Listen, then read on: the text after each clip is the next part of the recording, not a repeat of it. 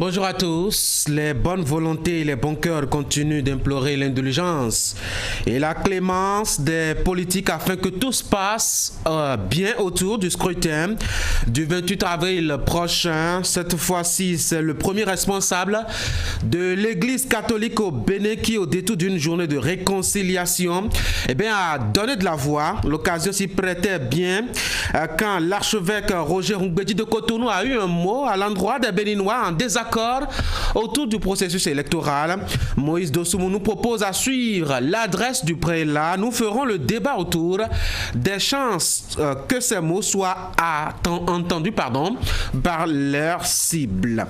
Dans la deuxième partie, j'aurai deux invités. Le second de la droite ligne du sujet que j'ai évoqué tout à l'heure. Ça concerne justement la compétition électorale qui s'annonce et la fièvre qui saisit de plus en plus les militants des deux blocs qui ont reçu l'onction de la Commission électorale nationale autonome pour solliciter le suffrage des Béninois capables de voter. Je vous le présente tout à l'heure dans les détails, mais sachez déjà que le tout premier, c'est Moïse Kérékou, ancien ambassadeur du Bénin près de la Turquie. Il sera là pour nous parler de ce prix international qu'il a reçu pour la qualité de ses réflexions autour de l'intégration continentale. Une dernière chose maintenant, le plateau santé de Zakiat Latondi, qu'elle va animer ce matin avec Dr Simon Azon-Bakem, médecin biologiste cytogénéticien. On comprendra tout ce jargon tout à l'heure pour nous parler des comorbidités associées à la trisomie 21. Qu'il vous souvienne qu'on avait commencé à parler de cette affaire-là depuis mardi dernier au titre du mois d'avril. C'est le deuxième numéro donc que vous allez suivre ce matin. Bienvenue sur l'Actu Matin. Cœur de la ville de Baragou, Loft Ressort Hôtel. Un bel espace très relaxant. Découvrez nos chambres au standing, espacées avec confort et luxe. Notre salle de conférence avec secrétariat et hall d'atelier. Notre restaurant et nos lieux de détente d'exception pour un séjour en grand. À Loft Ressort Hôtel, profitez de notre service traiteur et de notre parking grande capacité. Loft Ressort Hôtel, Baragou, quartier Arafat, 150 mètres de l'université. Réservation au 23 61 36 20 67 39 51 51. Loft Ressort Hôtel, votre satisfaction, notre plus belle récompense.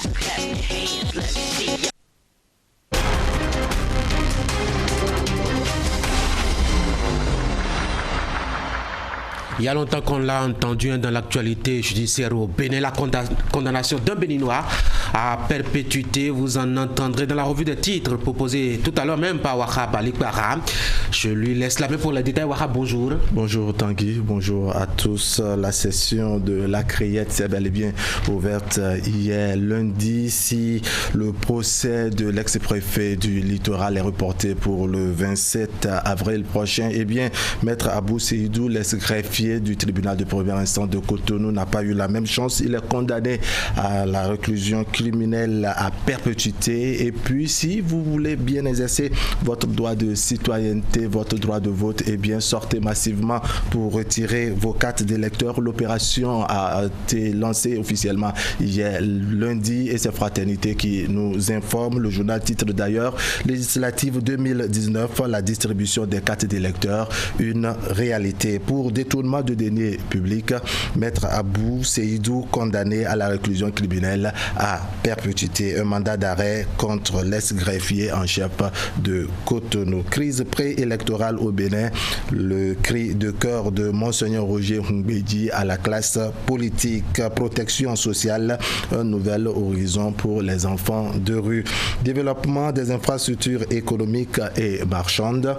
10 communes bénéficient d'un programme de la coopération suisse pour près de 6 milliards de francs CFA. En vérité, la chronique signée Moïse Dossoumo, l'appel du prélat, et l'édito signé Angelo Dossoumo, l'envolée digitale. À la une maintenant de Le Matinal, 3e année de gestion du pouvoir de l'État par Patrice Talon, un bilan globalement positif. Un vrai leader, les chantiers ouverts. Procès à la criette de l'ex-greffier en chef du tribunal de première instance de Cotonou, Maître Abou Seydou, condamné à perpétuité. L'économiste maintenant, convention de crédit avec la Biélorussie.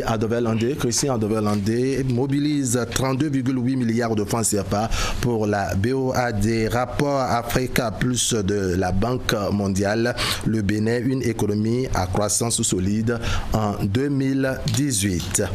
Dabarou ce matin, poursuite de la tournée de l'honorable Bagoudou dans la commune de Tchaourou.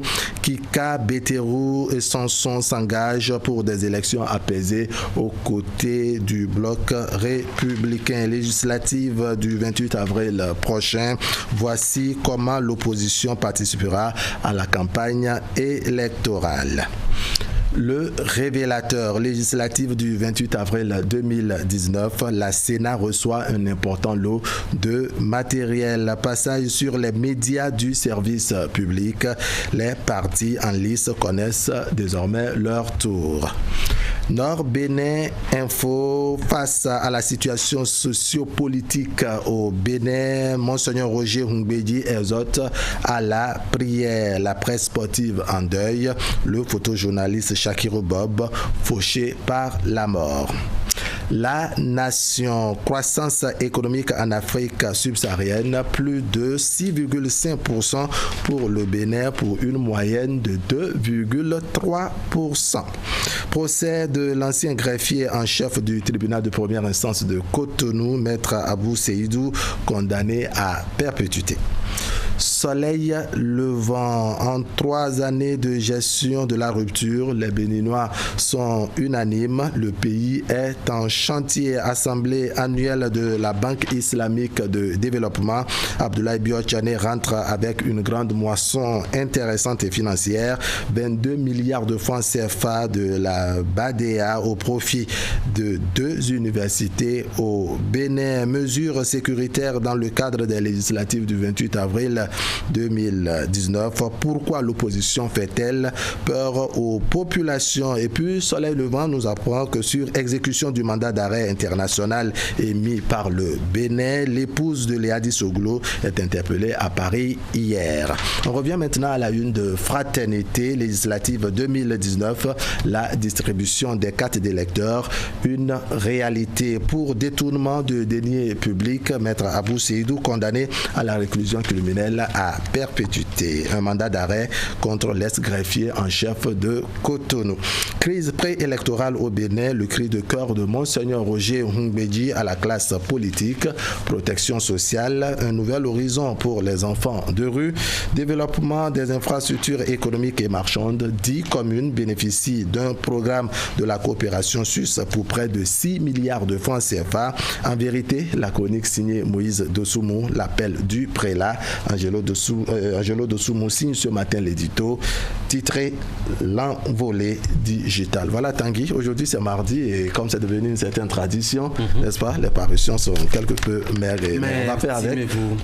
Estimez-vous déjà heureux parce que vous en avez eu quand même une bonne dizaine ou une quinzaine si je ne m'abuse, et parmi lesquels d'ailleurs il y a le quotidien Soleil Levant qui a titré à propos de l'interpellation de l'épouse de Léa Dissoglo hier, faut-il le préciser, elle a été relaxée quelques heures après. Wahab Ali Kwara, merci beaucoup pour ce tour. D'horizon des informations à la une des parutions ce matin, on devrait retenir fondamentalement que les informations sont éparses et touchent à un peu de tout. On peut aussi retenir que quelques-unes ont trait justement à cette ouverture donc de la campagne de retrait des cartes d'électeurs. C'est depuis hier. Vous sortez massivement, vous qui n'aviez pas encore eu votre carte d'électeur, vous, nouveau majeur, ou qui en avez fait la demande sur peut-être une perte après, bien sortez, retirez votre sésame. Justement, quand on parle de carte d'électeur, on pense au processus électoral. On fera le débat tout à l'heure à propos, puisque la chronique de Moïse Dosoumou est au sujet, je dois dire, de l'appel de Monseigneur Hungbeji à la classe politique. C'était ce week-end. Il en a appelé à la compréhension entre les uns et les autres. Fondamentalement, qu'est-ce qu'on peut retenir de cette adresse-là? Et est-ce qu'elle peut aller directement au destinataire? Question tout à l'heure aux débatteurs. En attendant, on va parler un peu technologie avec l'autre Dosoumou Angelo, ce matin qui ne s'occupe pas du tout de politique. Angelo, bonjour. Bonjour Tanguy. On doit penser un peu à évoluer. Hein. Il faut penser surtout au développement. Et en matière de développement, il y a le numérique qui s'impose à nous. Et avec la dématérialisation de l'administration, je crois qu'il y a quelque chose qui bouge. Voici donc l'édito de ce matin.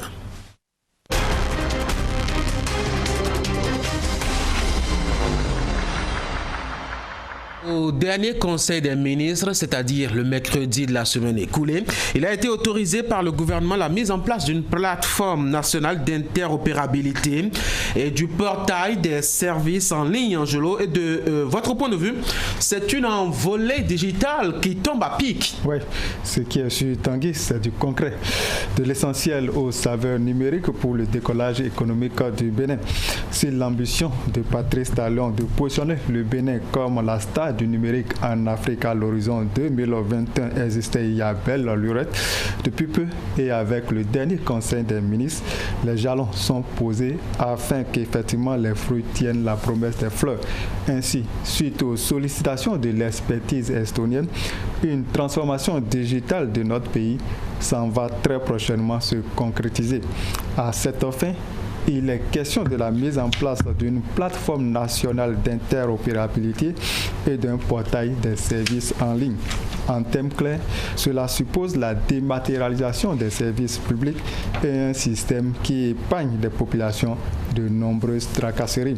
Déjà, premier avantage d'une solution qui s'impose dans un contexte évolutif des approches relationnelles dans le monde, il y a la disponibilité en temps réel de l'information. Dans ce cas-ci, sur la plateforme à venir, le contenu fera à n'en point douter la part belle aux différentes procédures, démarches, services et opportunités offertes par l'État. Grâce à cet outil combien modèle, donc plus aisé et plus rapide, sera la demande d'établissement des pièces d'identité, passeport, casier judiciaire, certificat de nationalité et autres.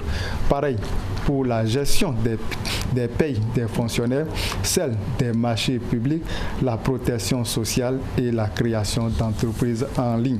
Tellement approprié pour relever les défis du présent, ce même outil autorisé au dernier conclave gouvernemental viendra au secours du suivi de la protection sociale et de l'évaluation des politiques et publiques en Tanguy. On voit qu'il y a beaucoup d'atouts à propos Angelo Dossoumoum, mais est-ce que toutes les conditions sont déjà réunies pour l'effectivité, je dois dire, de cette plateforme-là?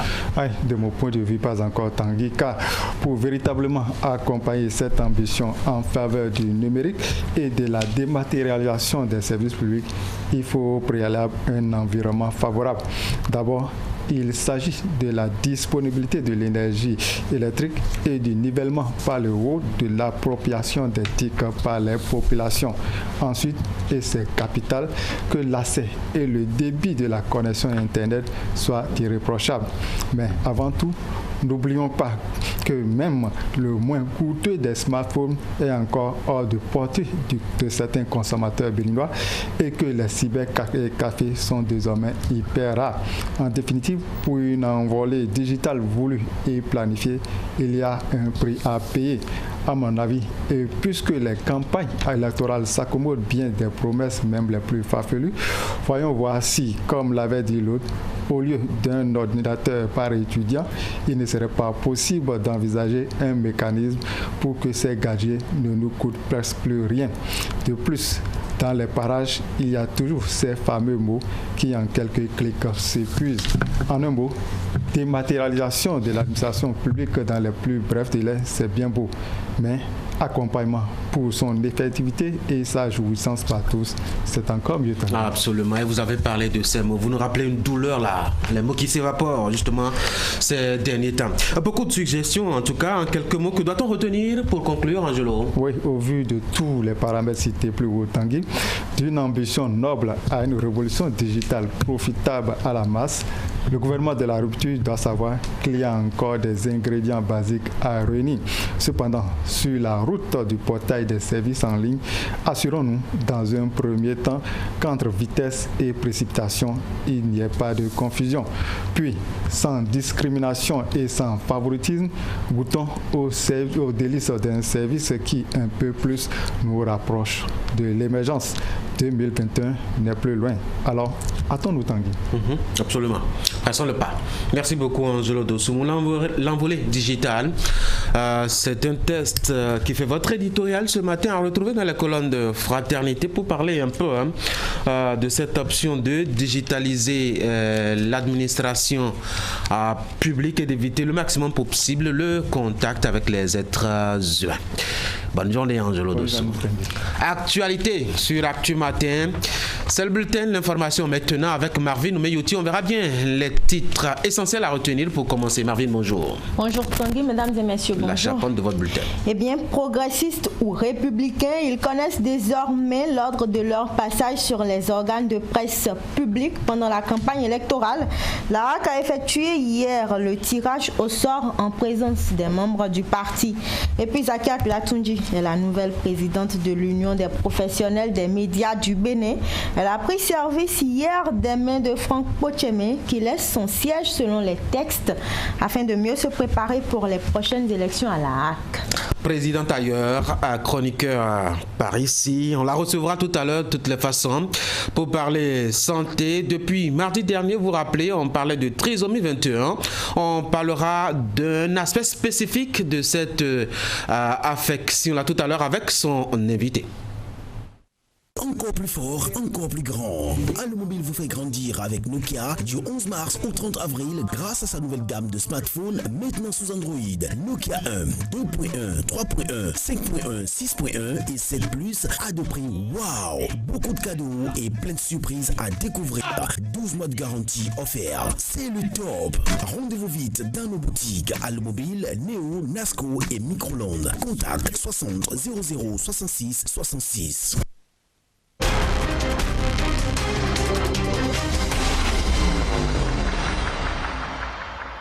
Il y a eu hier à la Haute Autorité de l'Audiovisuel et de la Communication le tirage au sort des partis en lice pour les législatives du 28 avril prochain, Marvin. Oui, il s'agit du tirage de l'ordre de passage et c'est là qui a procédé à ce tirage au sort.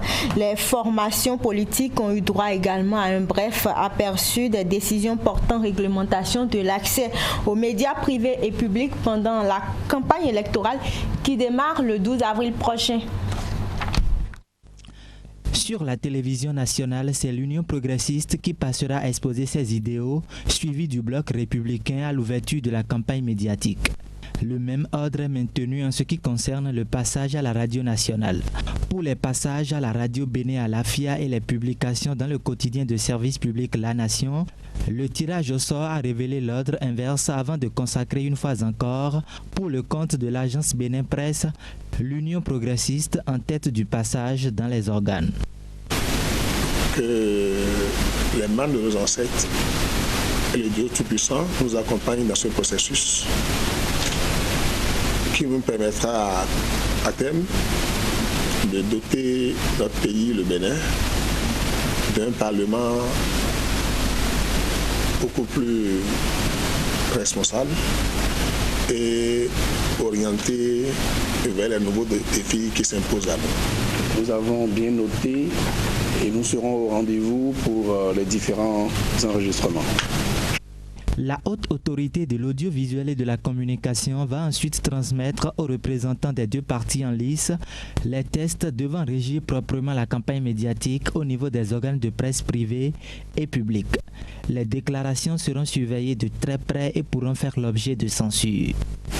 Il me plaît cependant de rappeler que la HAC veillera spécialement à ce que vos propos ne soient empreints ni de violence, ni de haine, ni de délation, ni de tribalisme, ni d'atteinte à la paix et à la cohésion sociale. Ne soyez donc pas étonnés qu'il vous soit demandé par les équipes de supervision de reprendre tel passage ou tels propos contenus dans vos adresses aux électeurs. Nous y veillerons avec beaucoup de circonspection. Je compte beaucoup sur votre esprit patriotique et sur votre haute compréhension des moments historiques que nous traversons actuellement. La campagne électorale pour le compte des législatives du 28 avril prochain démarre le 12 avril. Et toujours à propos de ces élections législatives, les candidats représentant le bloc républicain dans la 3e circonscription électorale sont allés se présenter à leurs militants. Au détour de la célébration en différé de la Journée internationale de la femme à Tangueta, les 3 candidats et leurs suppléants ont dit attendre le soutien de la gente féminine de la zone Pendjari pour remporter ces élections. Reportage à Alassane Arounan, Abdou Sarabi Idrissou, Abdou Kadri Makoni.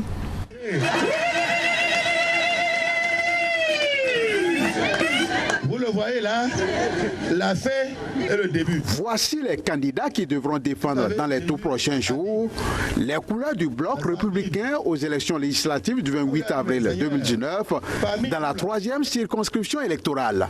Au nombre de 3 titulaires, dont respectivement les honorables Barthélémy Kassa et Gilbert Bagana, puis Nambimé Nanté Richard. Ils ont été présentés ainsi que leurs suppléants à l'assistance ce samedi 6 avril 2019 par l'honorable Bounou Aboulaye en marge de la célébration en différé de la Journée internationale de la femme édition 2019 à Tangueta. Nos éminents candidats, les personnalités que Dieu a bien voulu, parce que Dieu après tout, c'est Dieu qui les a mis là, c'est Dieu qui les a choisis. Accompagnez-les, faites en sorte, nos femmes, surtout nos femmes, quand la femme veut, Dieu veut. Les femmes sont très fidèles. En récompense à la fidélité et surtout à la loyauté de ces braves femmes envers leurs leaders de la région Pendjari, ces derniers ne leur ont jamais ménagé leur soutien. C'est pourquoi en retour, ils attendent beaucoup de cette gente féminine au soir du 28 avril prochain. Vous savez, depuis toujours, nous n'avons jamais hésité de vous porter notre soutien. Parce que nous savons que ce que femme veut, c'est ça Dieu voudra. Ce que femme veut, c'est ça Dieu veut. Vous nous avez toujours soutenus, on a toujours gagné. Et on est sûr que vous n'allez pas nous marchander votre soutien une fois encore. Le pouvoir se gagne ici. Ça ne se gagne pas dans les rues. Mais ça se gagne ici. En tchatchant, en cherchant la confiance du peuple. Votre confiance. Et c'est ce que le président Talon a fait en 2016. Pour avoir la caution du peuple, pour diriger notre pays. Mais le président Talon nous a promis de faire que des réformes. Et qui dit réforme dit nécessairement un changement de comportement dur. Face à la tension qui prévaut en cette période préélectorale, marquée par des incitations à la violence et les appels au boycott du scrutin du 28 avril prochain, l'honorable Barthélémy Kassa se veut rassurant et lance un appel d'apaisement à ses mandants de la 3e circonscription électorale. Si on vient vous dire de saboter les élections législatives, c'est vous dire de faire en sorte que Kassa ne soit plus député. Est-ce que vous allez accepter ça? Est-ce que vous allez accepter ça? Si vous acceptez, qui va venir vous sauver? C'est ça le problème. Vous avez vu ce qu'on a fait quand on était en train de faire. Vous avez vu ce qu'on a fait quand on était en train de faire. Ou bien, vrai ou faux? Si on fait encore, on va faire. Vrai ou faux? Voilà. C'est ça notre rôle. Pas comme un compteur. Pas comme un compteur. Prenez notre pour une venir. Pas sur une. Ce message de l'élu du peuple semble avoir reçu un écho favorable au sein de ces populations qui l'ont démontré à travers cette ferveur autour de leur leader.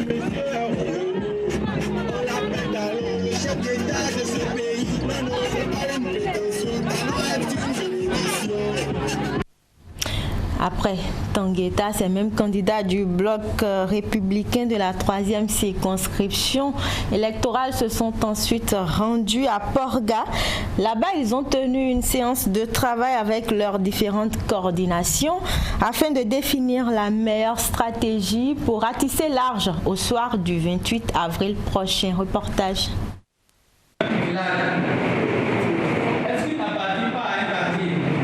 3 points essentiels étaient à l'ordre du jour de cette Assemblée générale du comité de circonscription du Bloc républicain dans la 3e circonscription électorale qui a mobilisé ce vendredi à Porga membres des différentes coordinations communales du parti du Cheval Gagnant dans la région Pandjari autour des honorables Barthélémy Kassa et Gilbert Bagana.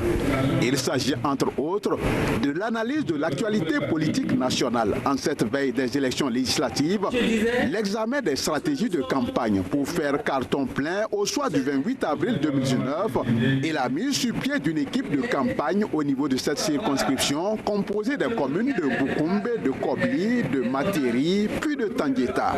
Prenant la parole, l'honorable Gilbert Bagana va exposer aux populations les tenants et aboutissants du nouveau code électoral en vigueur au Bénin. On a voté une loi importante qu'on appelle le code électoral. Dans ce code, on a pris d'autres dispositions, chers camarades. On a remarqué qu'il y a des partis qui vont s'asseoir dans les circonscriptions électorales pour nous sortir les députés. Or, la Constitution dit on n'a pas un député de circonscription électorale. Quand bien même l'organisation des élections se fait par circonscription électorale, quand tu es élu, tu es un député national.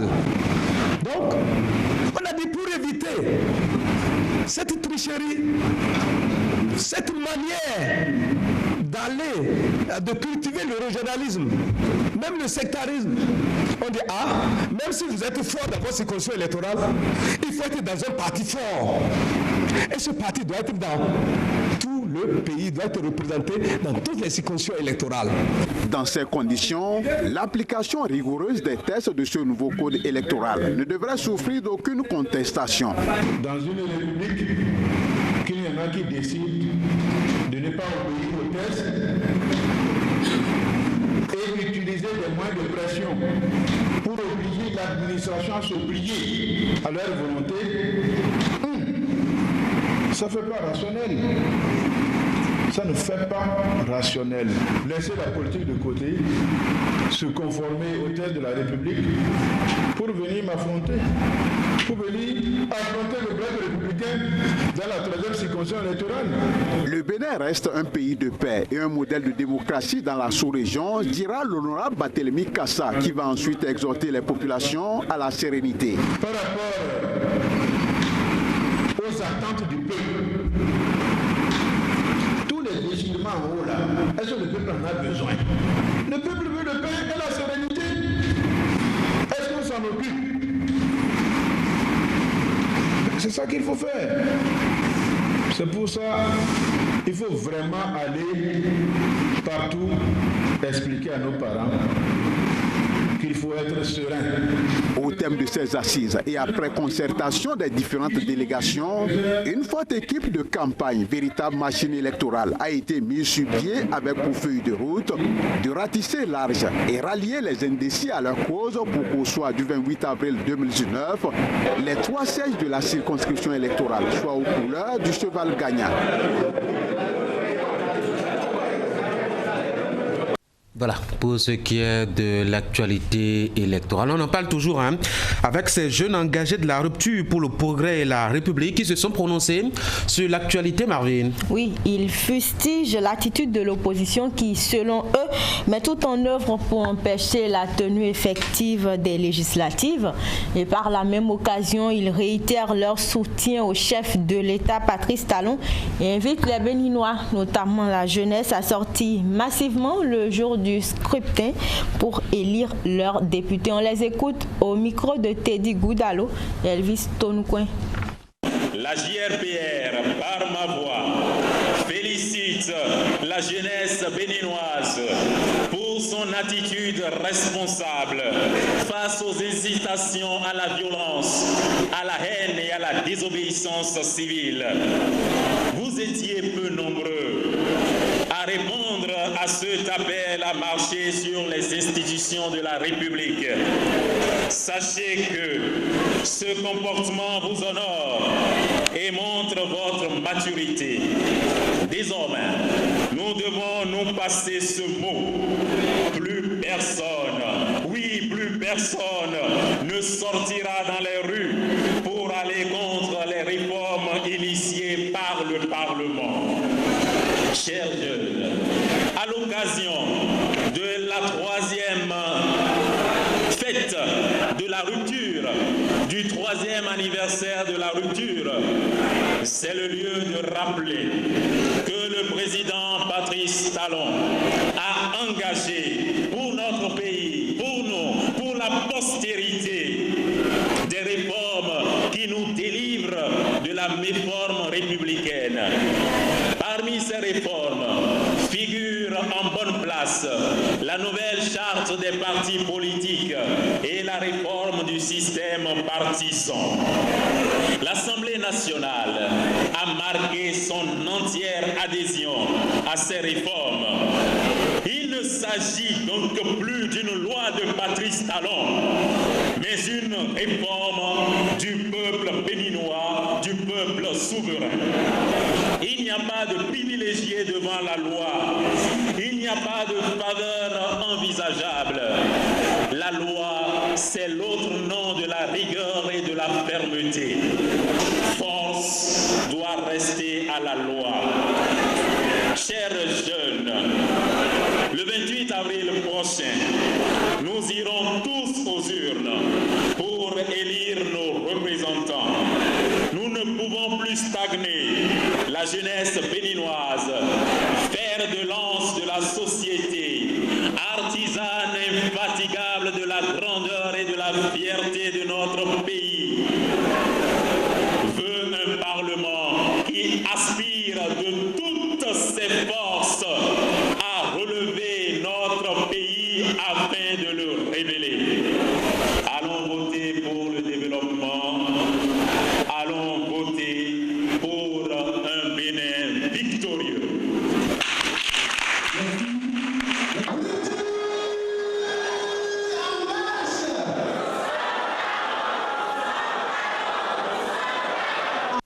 Mais voilà, pour les jeunes engagés aux côtés de la rupture. Marvin Oumeyouti, parlons de nous et de nous-mêmes. Deux fois nous. D'abord parce que nous sommes journalistes et puisque nous sommes collègues à Canal 3 ici, il y a notre consoeur et collègue Zakiat Latondi qui est la nouvelle présidente de l'Union des professionnels des médias du Bénin. En effet, tel que les textes le prévoient, l'actuel président Franck Pochemen qui se prépare pour les élections à la haute autorité de l'audiovisuel et de la communication laisse son siège à sa vice-présidente. Zakiat Latondi a ainsi pris service dans l'après-midi de ce lundi au siège de l'organisation. Reportage Ouaha Balik Bara et Moufid Sagoran. C'est bien Zakiat Latondi de Canal 3 Bénin, visiblement ému, qui serre la main des confrères journalistes quelques minutes seulement avant son intronisation. La première vice-présidente de l'Union des professionnels des médias du Bénin succède ainsi à Franck Pochemen dont le départ intervient quasiment à la fin de son second mandat. Le respect des tests de l'Union en raison bien entendu des ambitions du président sortant pour le poste de conseiller à la prochaine mandature de la RAC laisse l'héritage d'une UPMB qui a déjà amorcé de grands chantiers au profit de la corporation. Nous avons pu mettre en place une nouvelle convention collective applicable au personnel de la presse. Nous avons fait des études pour voir l'état d'application de l'ancienne convention avant d'aller à une nouvelle convention. Nous avons travaillé à la mise en place du Code de l'information et de la communication, qui est une loi révolutionnaire, une loi qui proscrit désormais la détention pour délit de presse, une loi qui organise vraiment le secteur des médias. Nous avons également pu créer un site pour l'Union, faire des formations, mais surtout au cours du second mandat, nous avons fait l'option de la spécialisation. Et je voudrais m'attarder un peu sur ça et souhaiter que pour les quelques mois, pour finir notre mandat, que le bureau puisse continuer cette lancée. C'est toujours mieux de rester dans des champs spécialisés que de continuer à faire du généralisme. La succession ne souffrira d'aucune lésion, promet Zakiat Latondi. La présidente par intérim de l'UPMB compte également sur les autres membres du bureau national pour poursuivre l'œuvre entamée et relever les défis de l'heure. Et donc je voudrais rassurer le président que la nouvelle corde sera tissée au bout de l'ancienne et que nous ferons en sorte que tous les chantiers entamés puissent continuer comme cela se doit pour que dès que nous allons nous retrouver en assemblée générale avec tous nos mandants, on puisse leur faire le point, parce que tous autant que nous sommes, nous serons comptables des acquis, des échecs, et j'espère que chacun d'entre nous jouera sa partition. Qu'on sente que nous sommes une famille et que c'est l'union, que l'union prime sur tout. Et mon dernier message sera à l'endroit de tous les professionnels des médias du Bénin, pour qu'ils comprennent que l'union, c'est notre chose commune et que tout le monde participe à la réussite des activités de l'Union. Le mandat en cours s'achève le 5 septembre prochain et la nouvelle patronne l'envisage déjà avec succès. Félicitations donc à Zakiat Latunji. Ce sera la fin de ce bulletin d'information. Merci de l'avoir suivi. Très bonne journée. On devrait aussi dire bonne chance à Franck Potiemé pour la campagne qu'il lance désormais donc pour siéger à la haute autorité de l'audiovisuel et de la communication pour la prochaine mandature. Marvin Moyouti, merci beaucoup pour la présentation. On se dit demain. Mesdames et messieurs, voici maintenant la chronique ce matin.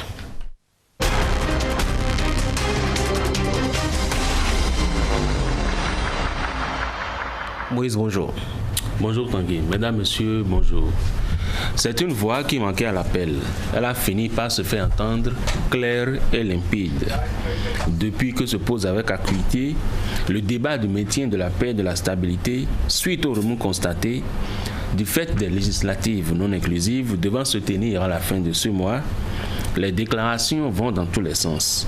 Sous l'effet de la passion, les acteurs politiques défendent leur posture en tirant chacun le drap de son côté. Plus la date de ce scrutin approche et plus les positions se radicalisent. Le calme apparent qui règne pourrait annoncer des jours tumultueux, à moins que la promotion de la paix devienne le maître mot. À l'image de ses prédécesseurs, Monseigneur Roger Humbedi, archevêque de Cotonou, n'est pas resté indifférent à la situation qui prévaut actuellement dans le pays. Devant rester impartial parce que homme d'église, le prélat servit à la nation un discours rassembleur. Coïncidence pour coïncidence, c'est le samedi 6 avril 2019, date anniversaire de l'accession de Patrice Talon au pouvoir, que l'évêque s'est invité dans le débat public. Profitant de la célébration de l'Eucharistie, entrant dans le cadre de la journée diocésaine pour la réconciliation, qui se tenait sur la paroisse Sainte-Thérèse de l'Enfant Jésus de Godomé, Monseigneur Roger Humbedi a jugé utile de ramener les uns les autres à l'essentiel. Citation: dans la situation sociopolitique délicate que traverse actuellement notre pays, je voudrais inviter instamment les différents acteurs et partis politiques à ne pas se braquer sur leurs intérêts personnels et partisans au détriment des intérêts de la nation. Fin de citation. Que peut-on attendre de mieux d'un acteur religieux si ce n'est une invite au dialogue et à la paix? En cette période sensible et délicate, ce message vaut son pesant d'or. Pour le prélat, personne n'a raison et personne n'a tort. Il faut faire en sorte que la cohésion nationale soit maintenue envers et contre tout. Et quand il s'agit du pays, aucun sacrifice n'est trop grand. En temps normal, même lorsqu'elles sont ouvertes, les élections sont toujours source de conflits et de récriminations. C'est pour cela que les appels à la paix, à la retenue et à la non-violence sont lancés à ces occasions. Les tiraillements que suscitent les législatives de 2019, voulues inclusives, laissent plus d'un perplexe. À dessein, l'évêque donne le ton du comportement responsable et patriotique attendu des acteurs politiques. Citation: l'amour vrai du peuple, gage de notre fraternité, justice, travail, exige que nous puissions nous engager sur la voie des compromis pour construire notre cohésion nationale. Le fait de vouloir camper coûte que coûte sur une opposition n'aide nullement à construire la communion fraternelle. Fin de citation. Cette exhortation qui intervient en ce temps de carême et de privation pour la communauté catholique est celle de tout citoyen épris de paix et de justice. Pour l'instant, ce discours est celui d'un seul prélat. C'est nul doute un prélude à un imminent appel de ses pairs, car ce serait curieux que la conférence épiscopale du Bénin laisse passer une telle occasion sans se prononcer publiquement sur cette situation inédite depuis 1991. Autant les partisans du pouvoir qui se la coulent douce que ceux de l'opposition, dont la frustration est au bord de l'explosion, doivent s'imprégner de ce message de sagesse.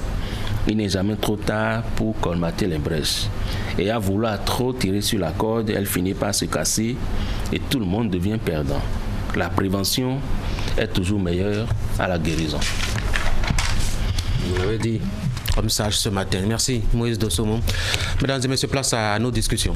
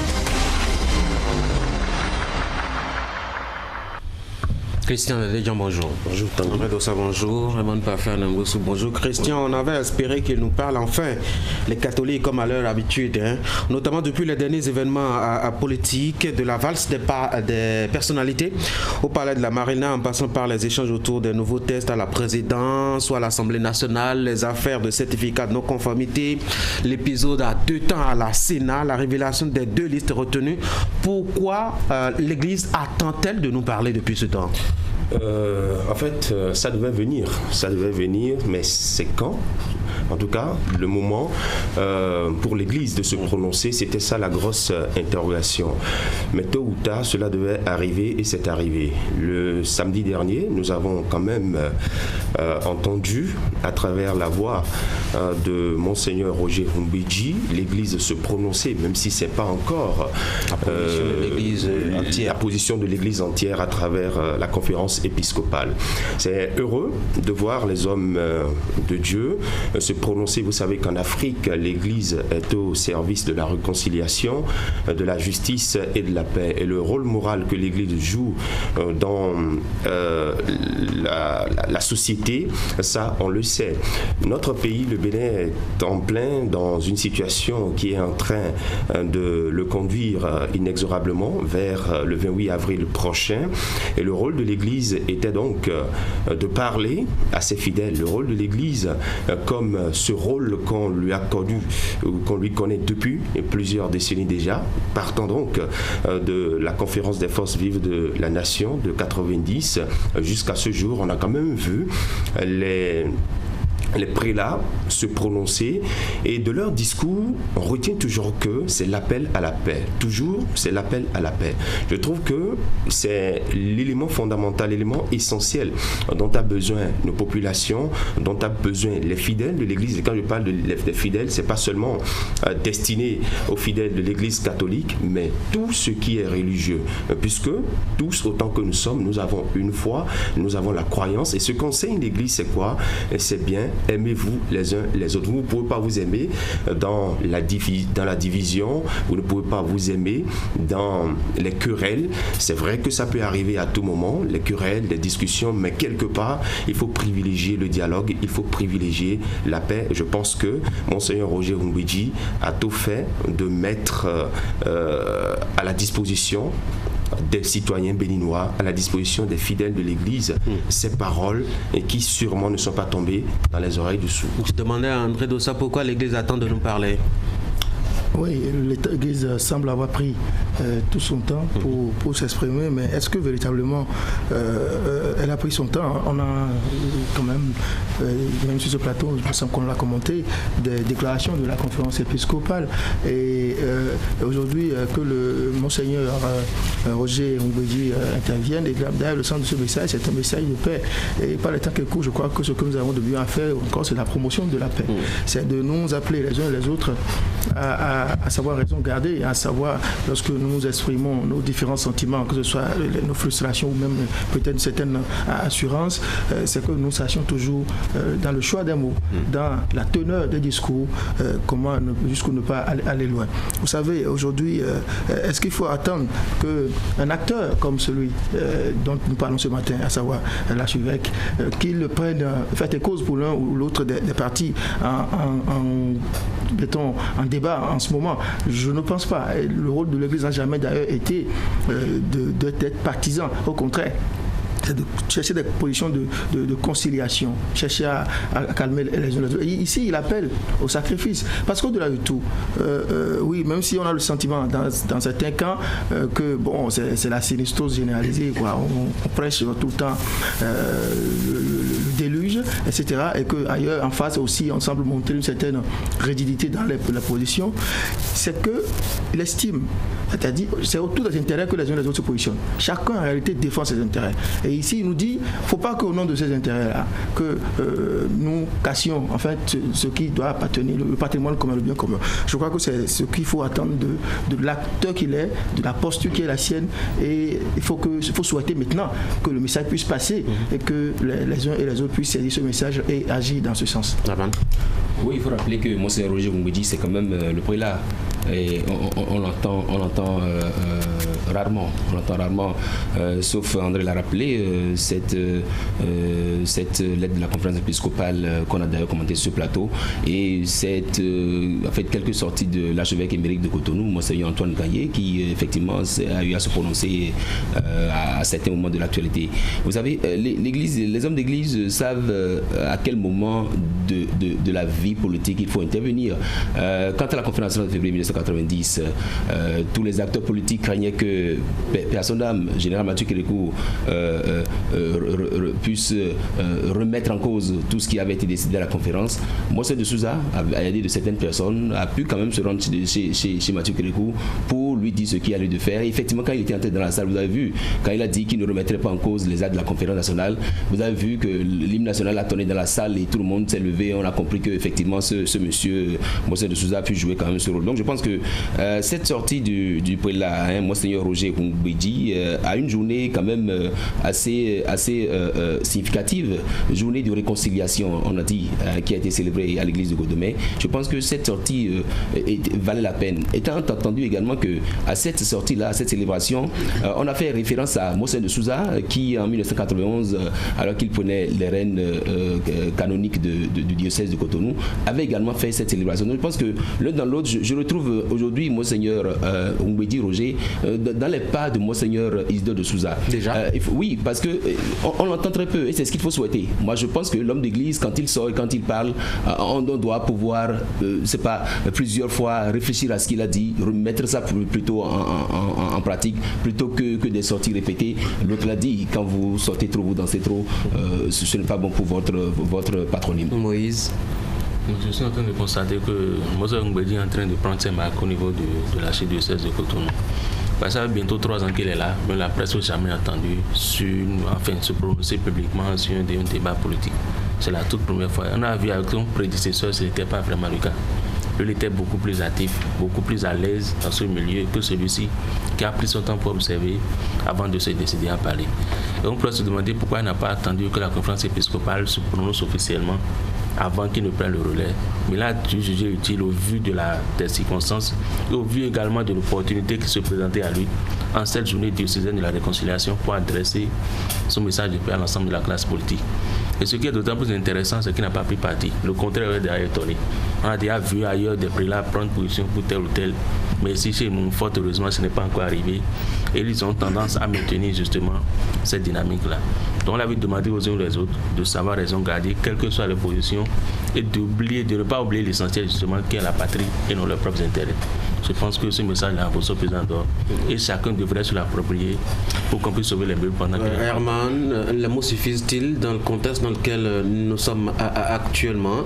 Quand on voit un peu les esprits bien s'échauffer, il y en a qui sont sur le terrain en train de s'échauffer justement, il y en a aussi qui sont dans la rue en train de s'échauffer. Décidément, c'est le temps de l'échauffement. Est-ce que fondamentalement les mots suffisent à calmer, je dois dire, les échauffements actuellement? Vous savez, celui qui a parlé, il est au carrefour de tout le Bénin. Autant il s'échauffe sur le terrain, autant ils vont les voir le soir où nous sommes en période pascale. Ils iront le voir pour leur confession. Pour les confessions.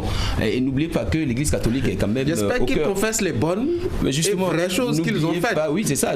C'est ça qui est attendu des hommes de Dieu. N'oubliez pas que l'Église catholique est au cœur de tout ce qui se passe dans le pays. Après tout, ils vont se confesser. Après tout, ils vont les voir. Et sauf à me contredire sur ce plateau, je n'ai pas encore entendu un appel de l'Église catholique boycotté par un camp ou un autre camp, qu'il soit acteur politique de l'opposition de la Non, ils n'ont pas besoin de sortir. Ils ont juste besoin de faire la sourde oreille. Enfin, c'est pas ce que je souhaite, mais ils ont juste besoin de faire la sourde oreille. Surtout quand on connaît l'entêtement des hommes politiques quand leur intérêt est en jeu. Ils s'entêtent, mais le pays a un seul nom, c'est le Bénin. Et je pense que pour moi, ce que Monseigneur Roger Goumbedi a dit, c'est très pertinent. Et puis il faut plusieurs fois revenir sur ce qu'il a dit. Il dit de ne pas privilégier les intérêts personnels, mais les intérêts de la nation. Ça veut dire quoi? Chaque acteur qui pose un acte doit se poser une question. Est-ce que ce que je veux poser là, c'est dans l'intérêt du pays ou c'est dans mes intérêts personnels? Une fois qu'on a fait cette démarcation entre les intérêts personnels et les intérêts du pays, on doit savoir ce qu'il faut faire. Et je pense que cet appel qui a été lancé, on attend, le chroniqueur a bien fait de le rappeler, on attend que la conférence épiscopale puisse se prononcer dans les prochains jours. Mais je ne pense pas qu'elle viendrait remettre en cause ce que Monseigneur Roger Goumbedi a dit. Est-ce que les mots suffisent? Je pense qu'il n'est pas rare, s'ils ne sont pas sur les terrains, de les voir à l'église les dimanches. Je veux parler donc de ces acteurs politiques-là. Et au moment de la consécration, au moment de prendre le pain de vie, le pain de Christ, le corps du Christ, vous les voyez se lever, allez le faire. C'est-à-dire donc que quelque part, ces acteurs politiques écoutent bien et religieusement ce qui se dit à l'église. Alors, est-ce que les mots suffisent? Moi, je dirais qu'à côté des mots, que les mots suscitent un peu le comportement des gens. Lorsque vous êtes animé par la colère et autres, et que vous avez autour de vous des personnes, disons, mieux éclairées que vous, qui vous disent « n'allez pas loin, calmez-vous, faites ci, faites ça », je pense qu'à côté de cela, il y a quand même un sens très élevé et qui vous habite et qui vous permet alors d'agir en la sorte, à l'apaisement. Les mots que disent les prélats dans les églises, je pense que ça ne tombe pas dans les oreilles de sourds. Ceux-là, ils savent bien ce qu'il faut en faire. Et ce que nous demandons aujourd'hui, et ce que nous demandons à nos acteurs politiques, c'est de ne pas pousser le bouchon trop loin. La paix, rien que la paix, et c'est ce à quoi l'Église nous appelle. Il faudrait qu'on prenne en considération tout ce qui est dit. Il faudrait qu'on fasse en sorte de s'approprier tout ce qui est en train d'être dit depuis un bon moment pour nous emmener à véritablement conserver cette paix-là pour que prospère notre pays. Ce qu'on voit notamment quand on élargit un peu le cercle des religions, c'est que les autres obédiences religieuses, André Dossa, ont tendance à laisser la main à l'Église catholique. Le job n'est pas que pour l'Église catholique. Est-ce qu'il y a une congrégation, une entité religieuse qui laisse la main à l'Église catholique? Chacun de ces acteurs joue son rôle. L'Église catholique, peut-être à ce niveau-là, il y a une certaine une constante dans la posture de l'Église catholique où elle n'hésite pas à monter au créneau, soit à travers les lettres pastorales, la déclaration de la conférence épiscopale, où c'est le premier d'entre eux, le premier du clergé catholique, à savoir l'archevêque de Cotonou, qui se prononce à l'occasion de célébrations ou d'autres occasions pour dire ce que l'Église pense plus ou moins donc, de la situation. Les autres confessions religieuses aussi, il leur arrive à leur manière de le faire. Donc moi je ne peux pas dire qu'on laisse la main à l'Église catholique. Peut-être compte tenu de l'envergure de cette dernière, le rôle ou son opinion a tendance à être peut-être considéré, doit avoir plus d'ampleur que lorsqu'il s'agit d'autres, des confessions moins assises, moins ancrées chez nous. Même vous avez nos religions traditionnelles, il arrive qu'on en entend des dignitaires se prononcer. Mais pour l'heure, ils sont tous silencieux, alors que d'autres se contentent d'être candidats. Il y a des acteurs religieux qui souvent font des déclarations tendancieuses. N'hésite pas à prendre peut-être faire des causes pour l'autre des protagonistes. Ce n'est pas ce que nous souhaitons. Il faut voudrais aussi qu'on se félicite de quelque chose dans notre pays. Notre conférence épiscopale, le clergé catholique, ce n'est pas la CNCO. Depuis l'avènement de renouveau démocratique dans notre pays, ils ont tous souvent été plus ou moins impatients. Bref, ce que je vais ajouter, de façon qui me tient à cœur, dans le message du prélat, c'est qu'il dit que dans la préservation de la paix dans le pays, aucun sacrifice ne doit être de trop. Je crois que c'est le fin mot de son message, c'est ce que moi, personnellement, je voudrais retenir. Moïse Dossou, je parlais des autres obédiences religieuses qui ont tendance à laisser la main, je dois dire, à l'église catholique. Actuellement, quand on observe un peu les différentes sorties et ceux qui se prononcent sur l'actualité politique nationale, on ne voit pas trop les autres. Il y en a qui se murent, comme je le disais à l'endroit d'André Doussa tout à l'heure, se murent dans un silence, pendant que d'autres se contentent juste d'être candidats aussi. Votre constat est juste, mais avant cela, il y a une petite nuance que André n'a pas relevée. C'est vrai que vous posez Mbedi, il y a le diocèse le plus important du pays, mais ce n'est pas le premier des évêques. C'est celui de Lokossa qui est président de la conférence épiscopale du Bénin, Victoire Agbanou. Il faut d'abord faire ce truc-là. Maintenant, par rapport à votre question, dans notre pays, on dit souvent que nous sommes tel pourcent de chrétiens, tel point de musulmans pour 100% d'animistes. Le rôle de premier plan que je l'Église catholique, c'est d'abord une religion traditionnelle qui devrait prendre les devants. Ce sont les religions les plus influentes, ce sont les religions les plus pratiquées. Mais il y a un bémol à un niveau, c'est qu'ils ne sont pas aussi organisés que l'Église catholique. Chacun veut prêcher pour son couvent, pour sa paroisse, pour ses fétiches. Donc c'est difficilement qu'on les voit s'entendre et parler d'une même voix sur la durée, contrairement à l'organisation mise en place au niveau de l'Église catholique. Et même dans les autres religions, on les sent un peu plus timorés. C'est un peu comme si la politique n'était pas vraiment les choses et qu'ils préfèrent laisser l'Église catholique prendre les devants, alors qu'ils ont autant de fidèles, sinon plus de fidèles que du côté de l'Église catholique. Donc c'est à chaque religion de savoir s'organiser pour donner de la voix toutes les fois que la nation, que la nation a des problèmes, parce que quand on laisse toujours une congrégation prendre le pas, qu'on ne s'offusque pas après du fait qu'elle bénéficie de tel autre avantage, alors que tous autant qu'ils sont sur les mêmes pieds d'égalité, ils devraient chacun prendre le pas du feu, au lieu de laisser toujours l'Église prendre les devants à chaque fois. Je me dis que autant les protestants, les musulmans, les religions traditionnelles, les évangéliques, chacun devrait faire en sorte que quand le pays fait face à ce genre de situation, qu'il puisse s'exprimer, parce que quand les gens s'expriment avec passion dans la rue, ils retournent dans ces différents lieux-là pour adorer chacun ce qu'il adore comme Dieu. Donc je pense que le message à la paix doit d'abord provenir de ces lieux-là. On sait que la religion, justement, c'est le problème du peuple. Ce que le prêtre dit, ce que le pasteur dit, ce que l'imam dit, les fidèles ont tendance à vite croire, penser que c'est Dieu qui parle à travers cet homme. Il faudrait que tous ces dignitaires religieux, ces religieux fassent en sorte que la promotion de la paix, l'exhortation de leurs fidèles, justement, à la chose publique, soit d'abord ancrée en ces lieux, avant que d'éventuels débordements ne viennent sur la place publique. Vous aviez fait de rappeler que, effectivement, de noter que certaines confessions religieuses ne se prêtent pas à ce jeu. C'est vrai que on entend moins certaines confessions, mais rappelez quand même que les musulmans quand même ils organisent des séances de prière pour la paix dans le pays. Et on a entendu récemment l'Union islamique du Bénin, je crois, qui a fait une sortie et qui a dénoncé certaines choses et qui a également invité à la paix. Je pense que, vous savez, ce qui se passe, c'est que vous avez vu tout le temps que le prélat catholique a pris pour se prononcer. Il fallait également ce temps-là pour mûrir les réflexions, pour savoir ce qu'il faut dire. C'est vrai que on assiste à certaines déclarations tonitruantes de certains membres de ces différentes religions, mais c'est pas ce qu'il faut souhaiter. Il faut souhaiter qu'on puisse ramener la paix dans le pays, qu'on puisse en appeler à la paix pour le pays, parce que, comme l'a dit, c'est la communauté fraternelle qui nous unit, et camper sur sa position, ça ne va pas, c'est pas de nature à encourager cette communion-là. Et si on disait deux mots à propos d'un de nos confrères disparus hier, André Doussa, il était reporter sportif, photojournaliste, connu un peu plus sous le pseudo de Bob. Et hier, il nous a quittés. Oui, Bob Chakouri, c'est un grand nom effectivement de la presse sportive béninoise. Il fait partie de ces journalistes sportifs béninois qui ont inscrit le nom de notre pays dans des annales de l'histoire de la presse africaine en général. Il n'est pas que...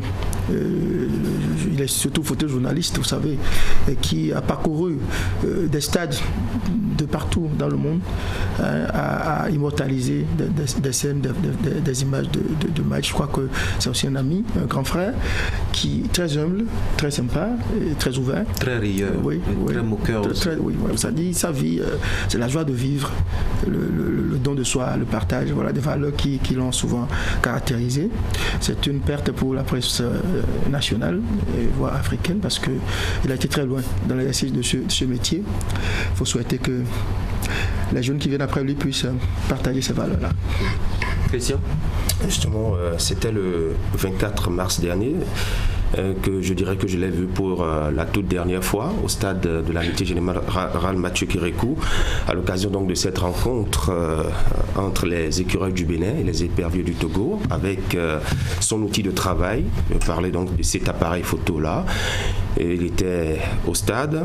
À la fin de la rencontre, il a posté quelque chose sur sa page Facebook où il disait que il donnait rendez-vous à tout le monde, les écureuils, et il disait rendez-vous en Égypte. Malheureusement, la mort a pris par là. Bob ne sera pas en Égypte pour accompagner les écureuils, nous gratifier de ces belles images qu'il a l'habitude de prendre pour immortaliser les faits. C'est un grand frère, c'est un grand homme, très humble, comme l'a dit André Dossard. Il suffit de connaître Bob pour l'aimer. Malheureusement, il est parti. On n'a qu'à souhaiter du courage à toute sa famille et que l'artiste repose en paix. Moïse, on a remarqué en Égypte. Toutes les fois je l'ai vu. Vous ne pouvez pas être ennuyé quand vous êtes en présence de Bob. C'est pas possible. C'est tout lui qui vient vers vous, qui vous parle, qui vous raconte des histoires. Il a son minant aigu qu'il vous parle. Ce qui m'a le plus surpris la première fois que je vais causer avec lui, c'était son français, le niveau soutenu de son français. Pour un photographe, c'est quelque chose. Il parlait très bien français. Et en plus, là où j'ai encore plus émerveillé, c'est qu'il parlait couramment l'anglais et l'arabe. Pour quelqu'un qui a ce profil-là et qui se permet d'être polyglotte, donc franchement, c'était quelque chose. Et quand vous le voyez déjà, sa stature, son embonpoint déjà, ça ne vous laisse pas indifférent. Mais quand vous êtes intimidé par ça, c'est encore lui qui vient vers vous, qui vous parle, qui vous prend par la main. Petit frère, viens ici, offre-moi une bière, viens faire ci, viens faire ça. C'est quelqu'un qui ne supporte pas que vous soyez seul dans votre coin. Il a l'œil partout, il vient toujours vous chercher. Toi, tu fais quoi alors? Viens ici, reste à mes côtés. Et c'est lui qui vous parle, qui vous entretient de tout, qui vous aide à vous sortir un peu de votre réserve. Moi, j'ai tout du plaisir à aller vers lui, à le rencontrer, à lui parler. Hier, quand j'ai appris la nouvelle, j'étais un peu triste, mais je me dis, ainsi va la vie. Et l'autre chose, ça doit nous aussi apprendre à prendre davantage soin de notre santé.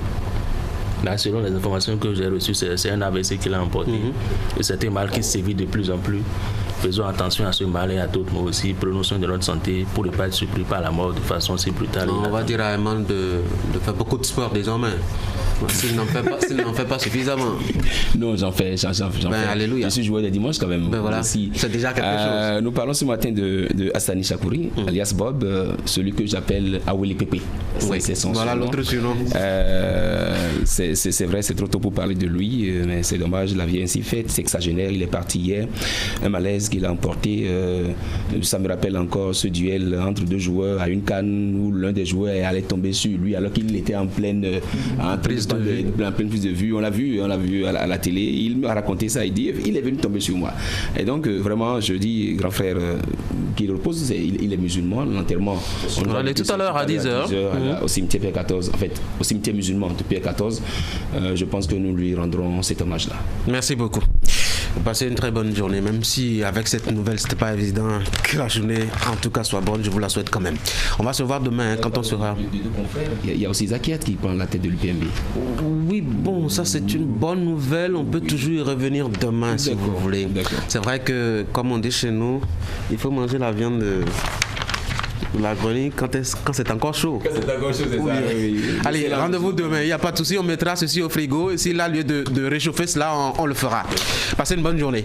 Mesdames et messieurs, on va marquer une pause et moi je vais faire défiler par ici mes invités. Voyageurs du monde, comment se passent tes vacances à Miami? Bien chérie, je reviens la semaine prochaine et je t'ai acheté plein de choses. Eh bien, j'espère que le sac de marque que tu m'as promis y est inclus. Pas d'excuses cette fois-ci. Ne t'inquiète pas bébé, je l'ai déjà acheté. As-tu oublié que j'ai voyagé avec ma carte UBA? Les cartes UBA marchent de Moscou à la Malaisie, de la Malaisie à Miami. Merci de me rendre heureuse. Tu es un amour. Où que vous vous rendiez dans le monde, n'y allez pas sans vos cartes UBA. UBA, Africa's Global Bank.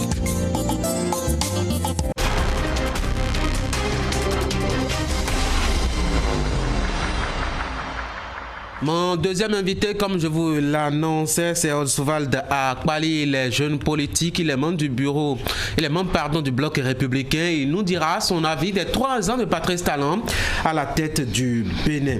Je vous ai parlé aussi du plateau santé de Zakiat Latundji, qui reçoit pour vous Dr Simon Zambakin, médecin, biologiste, cytogénéticien.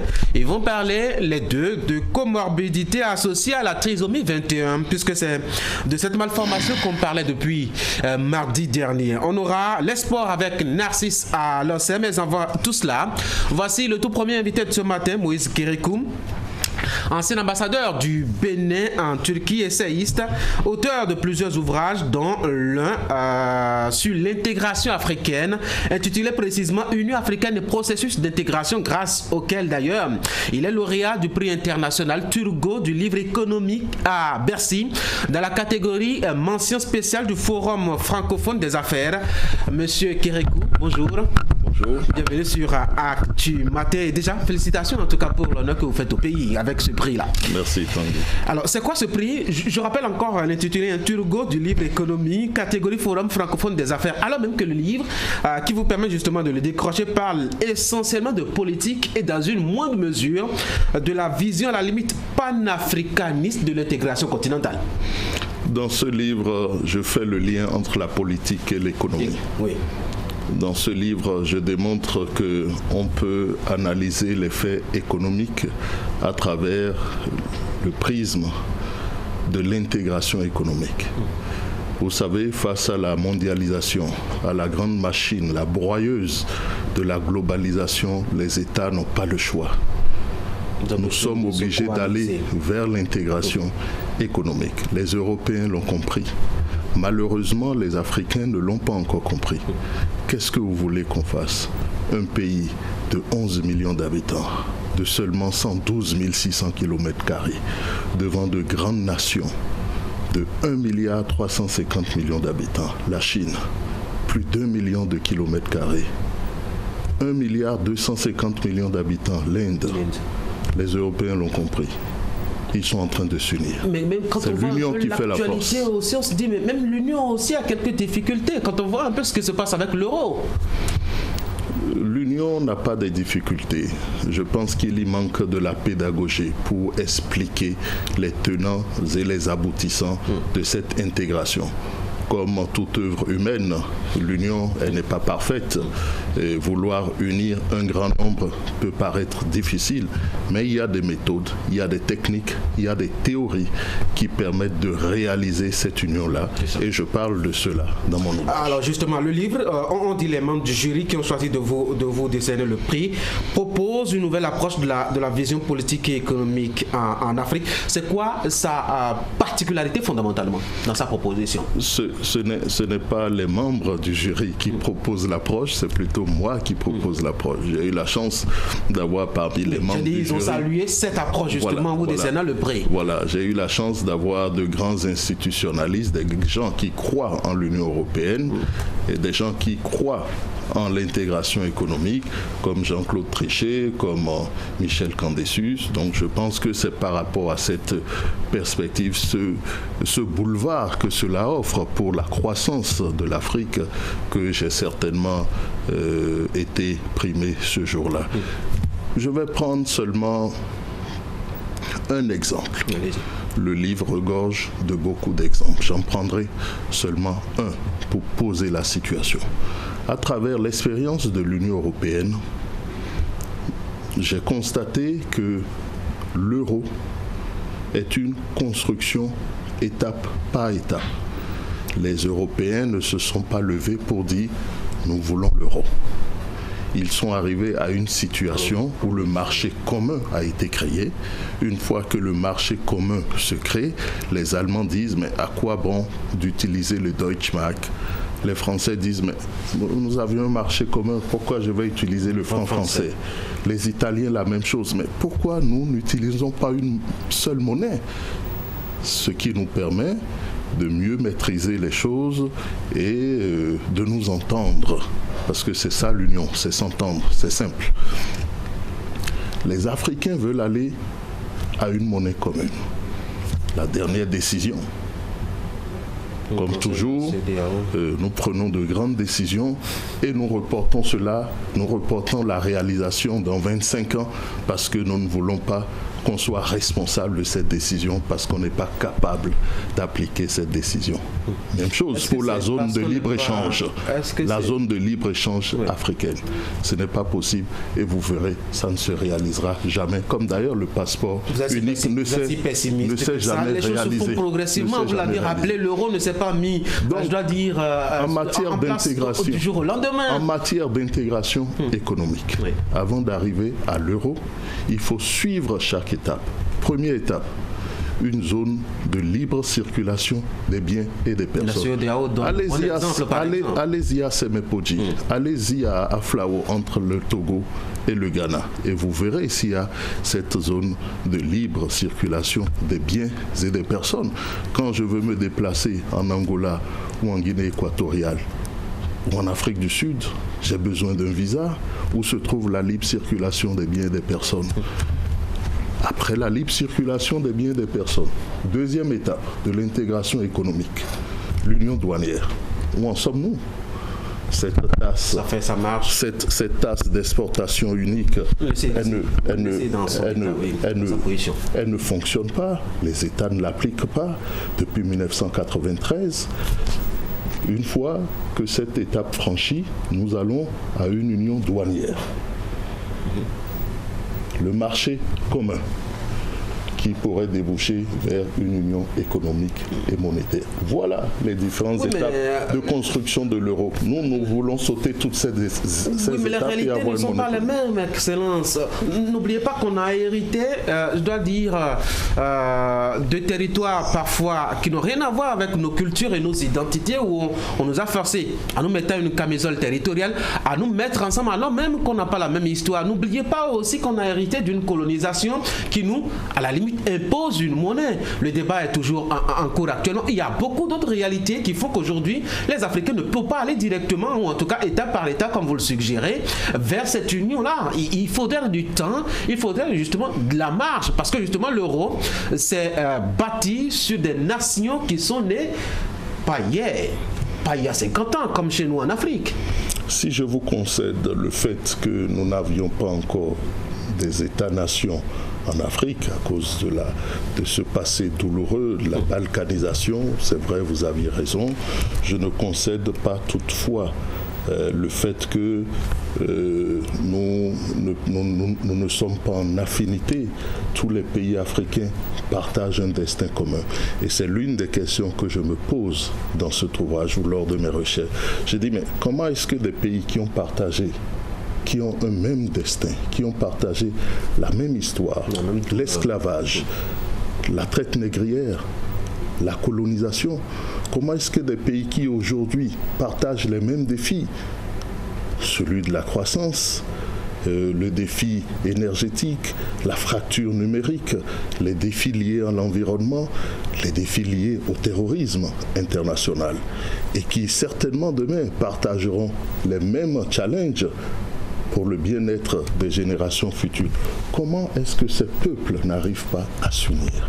Tandis que des peuples que tout séparait hier, qui n'ont pas partagé le même passé, la guerre de 100 ans, c'était où? C'était pas en Afrique, c'était en Europe.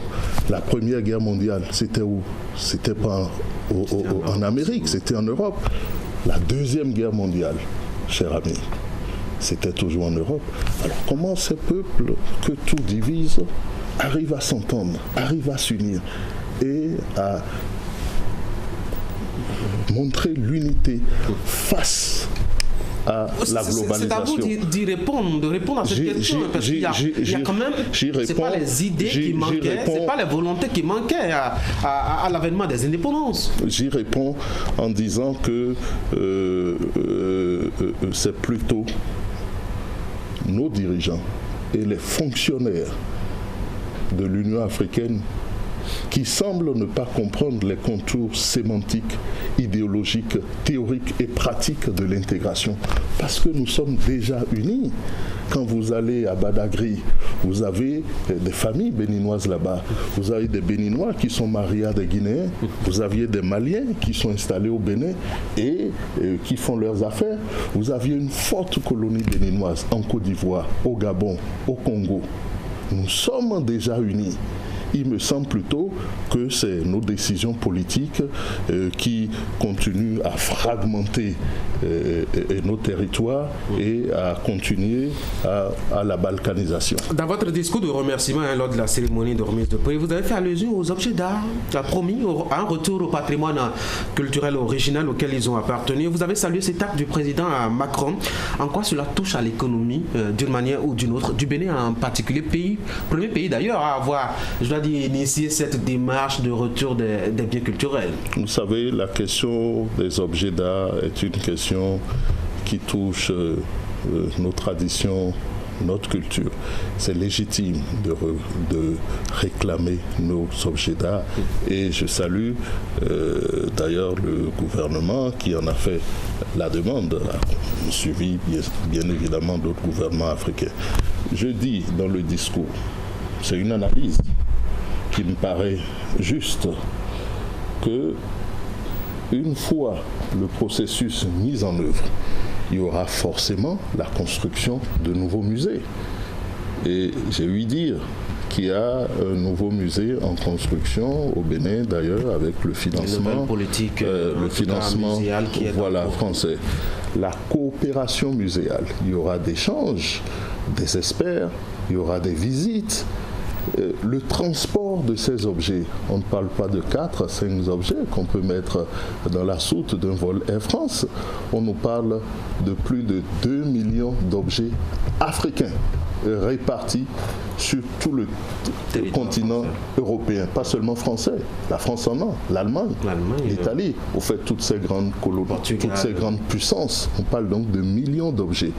Je me dis forcément, cela devrait entraîner une nouvelle économie et de nouvelles perspectives porteuses de croissance pour la France, afin qu'ils puissent investir, parce qu'il s'agit aussi d'un investissement. Les Européens n'aiment pas investir. Il faut qu'ils puissent investir, donc porteuse de croissance pour la France et porteuse de valeur ajoutée. L'avenir économique du continent se trouve alors dans le champ de la production, de la valorisation, peut-être même de la commercialisation entre griffes des éléments et produits culturels.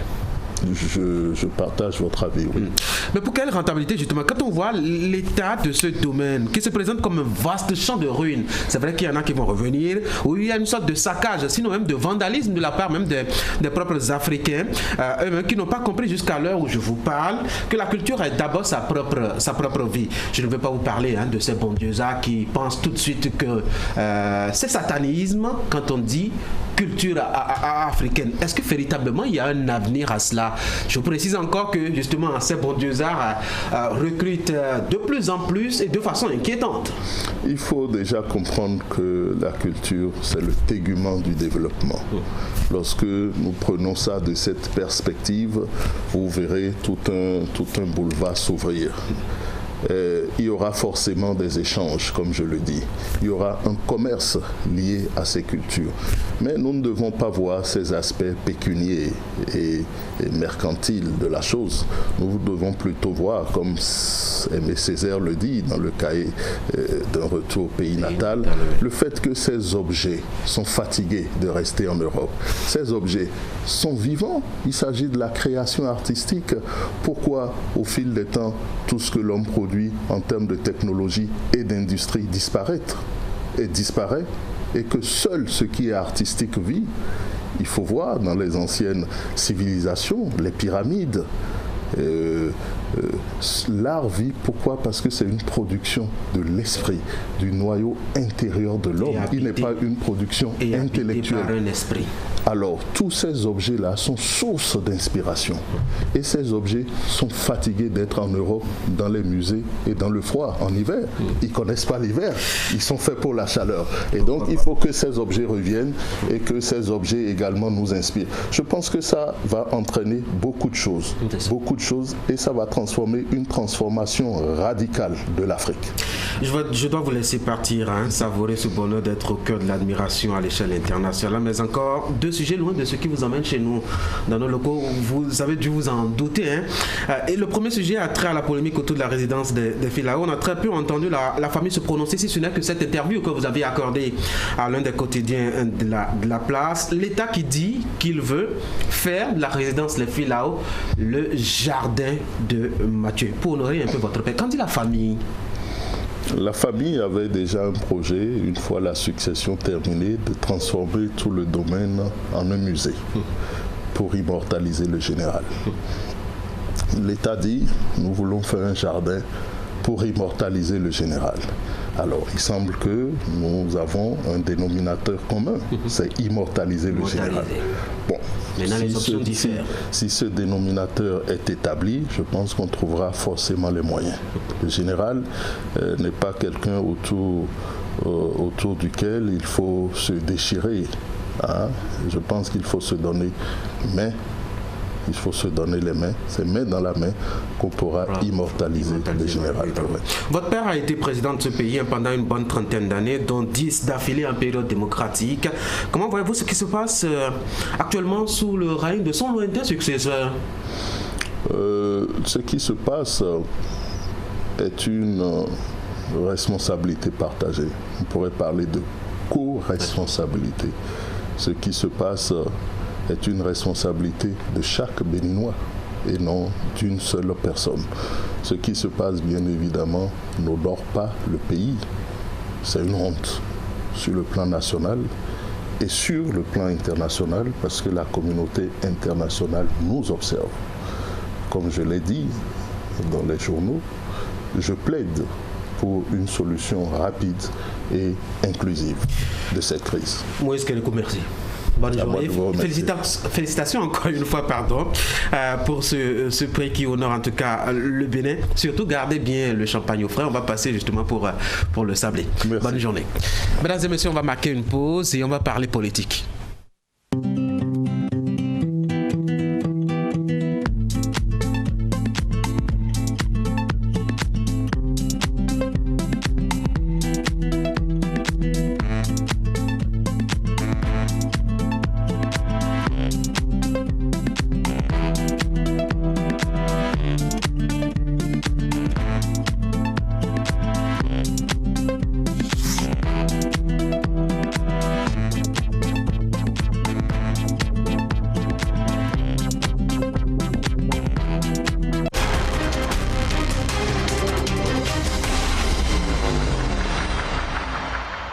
Invité, c'est un homme politique, un jeune politique, Oswald Akpali, membre du bloc républicain, candidat aux élections législatives prochaines de la 15e circonscription électorale. C'est bien cela.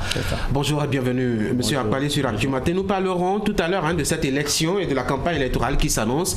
Mais avant, nous allons nous intéresser un peu au bilan de Patrice Talon, votre leader à la tête du Bénin. Ça fait déjà 3 ans qu'il est là.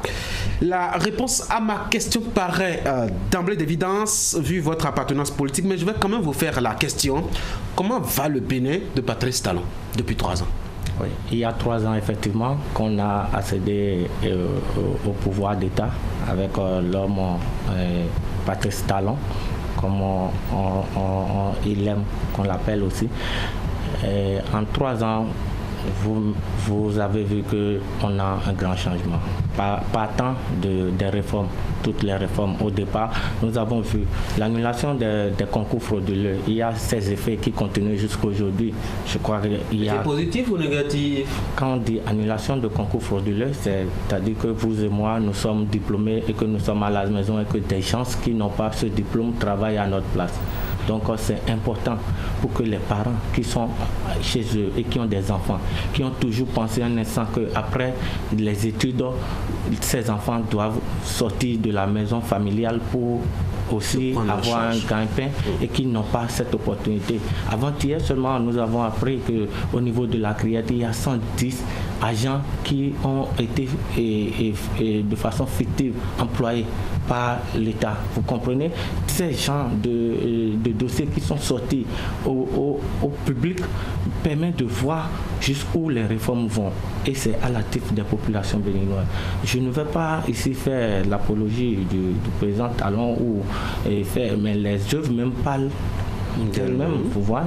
Donc vous n'avez évoqué que les réformes, hein, justement, même si c'est essentiellement pour ça qu'il a proposé sa candidature. Je donne des exemples simples que vous voyez.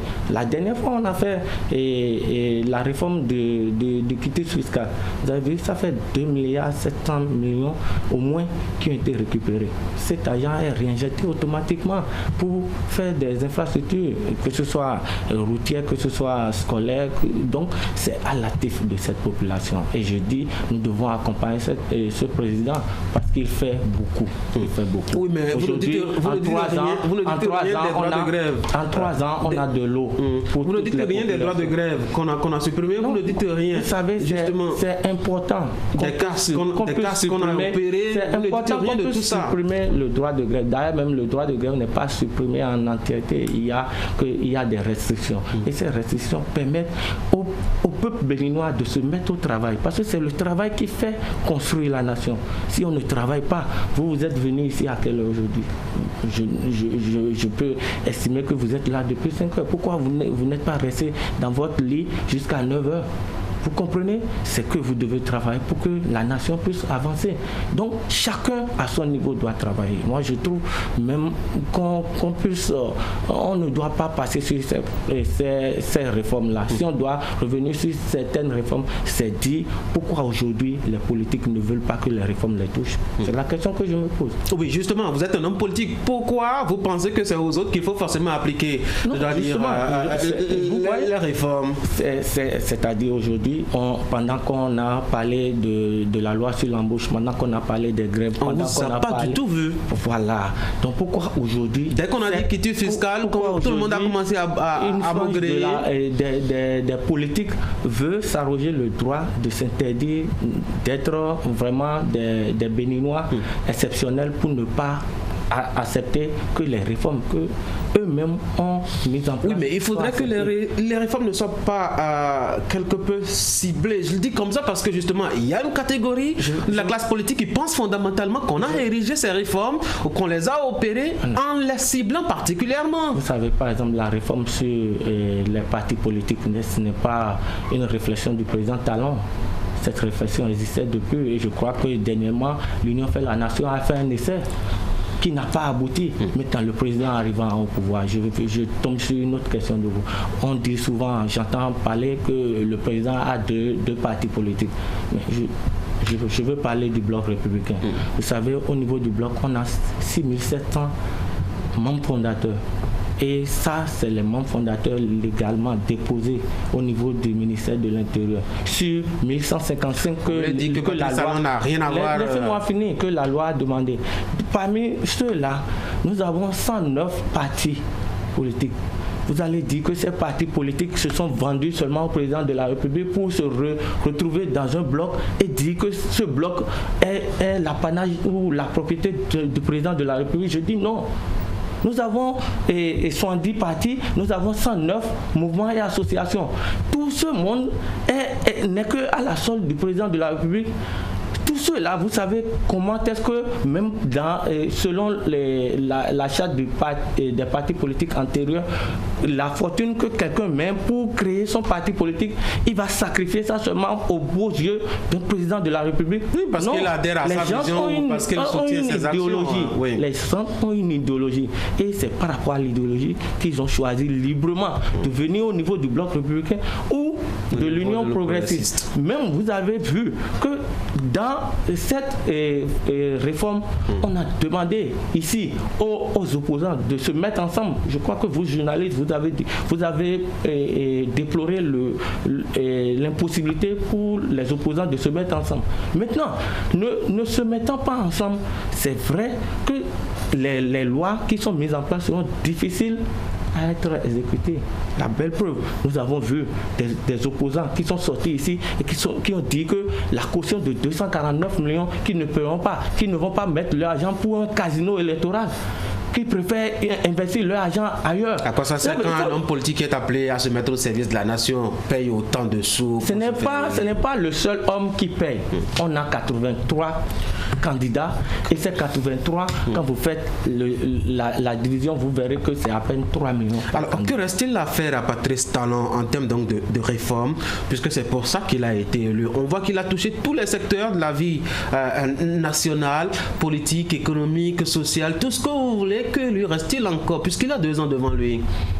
Il lui reste beaucoup et j'espère bien que le prochain Parlement l'accompagnera dans ce sens. Vous savez, il y a beaucoup d'autres choses à faire parce que notre pays sort de très loin. C'est vrai que nous sommes à la phase de l'amorcement d'un développement aujourd'hui, mais nous devons continuer dans ce rythme. Parce que, vous savez, si après Patrice Talon, il y a un autre président qui arrive au Bénin et que le président, même s'il est encensé diaboliquement, il ne pourra pas détruire ce qu'on est en train de construire. C'est pour cela que je dis qu'il y a encore beaucoup à faire pour le président Patrice Talon et j'espère bien avec Quel sera le rôle alors de la prochaine mandature de l'Assemblée nationale justement? La prochaine mandature de l'Assemblée nationale aura pour rôle essentiel d'accompagner ces réformes. C'est-à-dire d'aller même au-delà des ce à quoi on a assisté actuellement. Oui, parce que vous savez, on a passé déjà la période la plus difficile.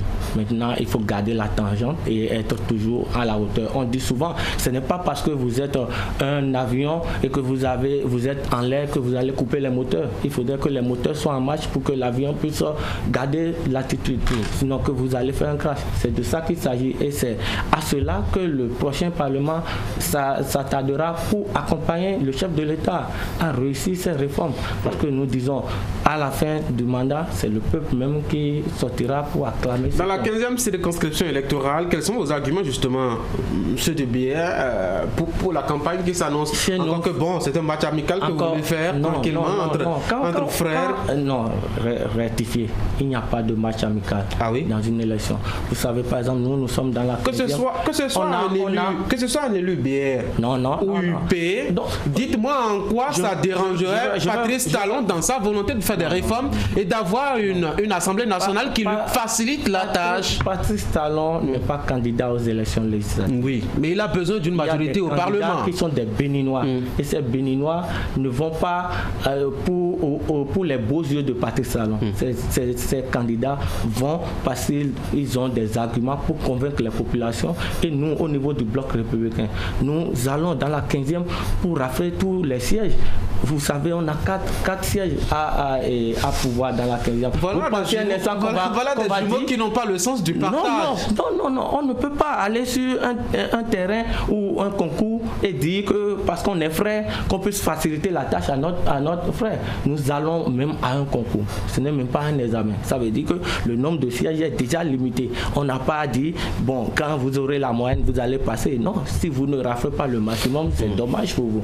Donc, c'est en cela qu'on dit qu'on se bat sur le terrain de jour. Vous dites quoi aux populations particulièrement? Non, nous ne sommes pas encore en campagne, donc nous n'allons pas pour dire quoi que ce soit aux populations. Nous attendons le 12, le lancement de la période de campagne et vous verrez, vous les journalistes, ce qu'on aura à proposer. Mais d'ores et déjà, moi je dis que les 3 ans de Patrice Talon, le bilan que le président Patrice Talon a aujourd'hui est à notre actif. Et les populations, quand on les écoute, on n'a pas beaucoup à dire.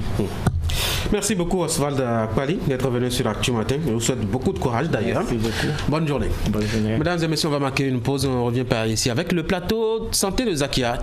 Cœur de la ville de Baragou, Loft Ressort Hôtel. Un bel espace très relaxant. Découvrez nos chambres au standing, espacées avec confort et luxe. Notre salle de conférence avec secrétariat et hall d'atelier. Notre restaurant et nos lieux de détente d'exception pour un séjour en grand. À Loft Ressort Hôtel, profitez de notre service traiteur et de notre parking grande capacité. Loft Ressort Hôtel, Baragou, quartier Arafat, 150 mètres de l'université. Réservation au 23 61 36 20 67 39 51 51. Loft Ressort Hôtel, votre satisfaction, notre plus belle récompense.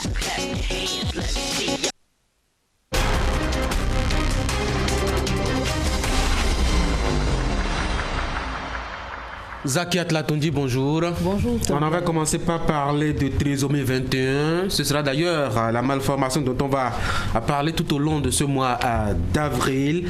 Ce matin, ce sera l'acte 2 donc à observer. Pour en parler, vous aviez ce matin en face de vous Dr Simon Azombakin. Docteur, bonjour. Bonjour. Bienvenue sur Actu Matin. Votre titre, médecin biologiste, cytogénéticien. C'est quoi le dernier? Ça signifie quoi? Cytogénéticien, on s'occupe des maladies génétiques à l'intérieur de la cellule grâce aux chromosomes. On fait le lien entre les chromosomes et les maladies génétiques, dont la trisomie 21. Justement, c'est pour cela que vous allez parler de comorbidité associée à la trisomie 21, Zakiat. Exactement. Donc, deuxième acte de cette thématique-là pour le mois, pour ce mois. Et aujourd'hui, trisomie 21, comorbidité associée. Docteur, bonjour. Merci d'avoir accepté notre invitation. Peut-être nous rafraîchir un peu la mémoire sur ce qu'on entend par trisomie 21. Ok, merci. En fait, la trisomie 21, c'est une cause. Sinon, la vraie appellation, c'est le syndrome de Down. Le syndrome de Down qui regroupe un certain nombre de signes ayant pour cause la présence d'un chromosome 21 supplémentaire.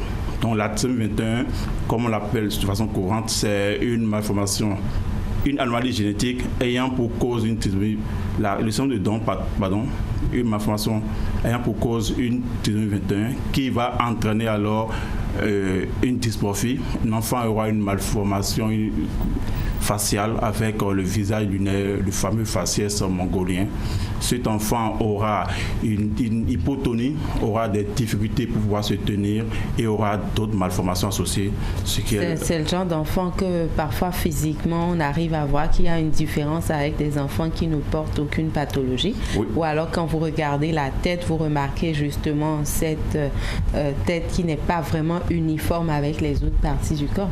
Oui, ce sont des enfants qui ont une dysmorphie, qui auront alors un visage plat, la nuque également qui est plate, le cou qui est souvent assez court, et également ils auront d'autres malformations associées au niveau des membres thoraciques, le fameux pli palmaire. Ils auront probablement et parfois des malformations au niveau d'autres organes internes. Ces enfants, bien sûr, on fait le diagnostic le plus souvent assez aisément lorsqu'on les rencontre en consultation, mais parfois le diagnostic peut passer un peu frustré et on va faire recours à d'autres analyses.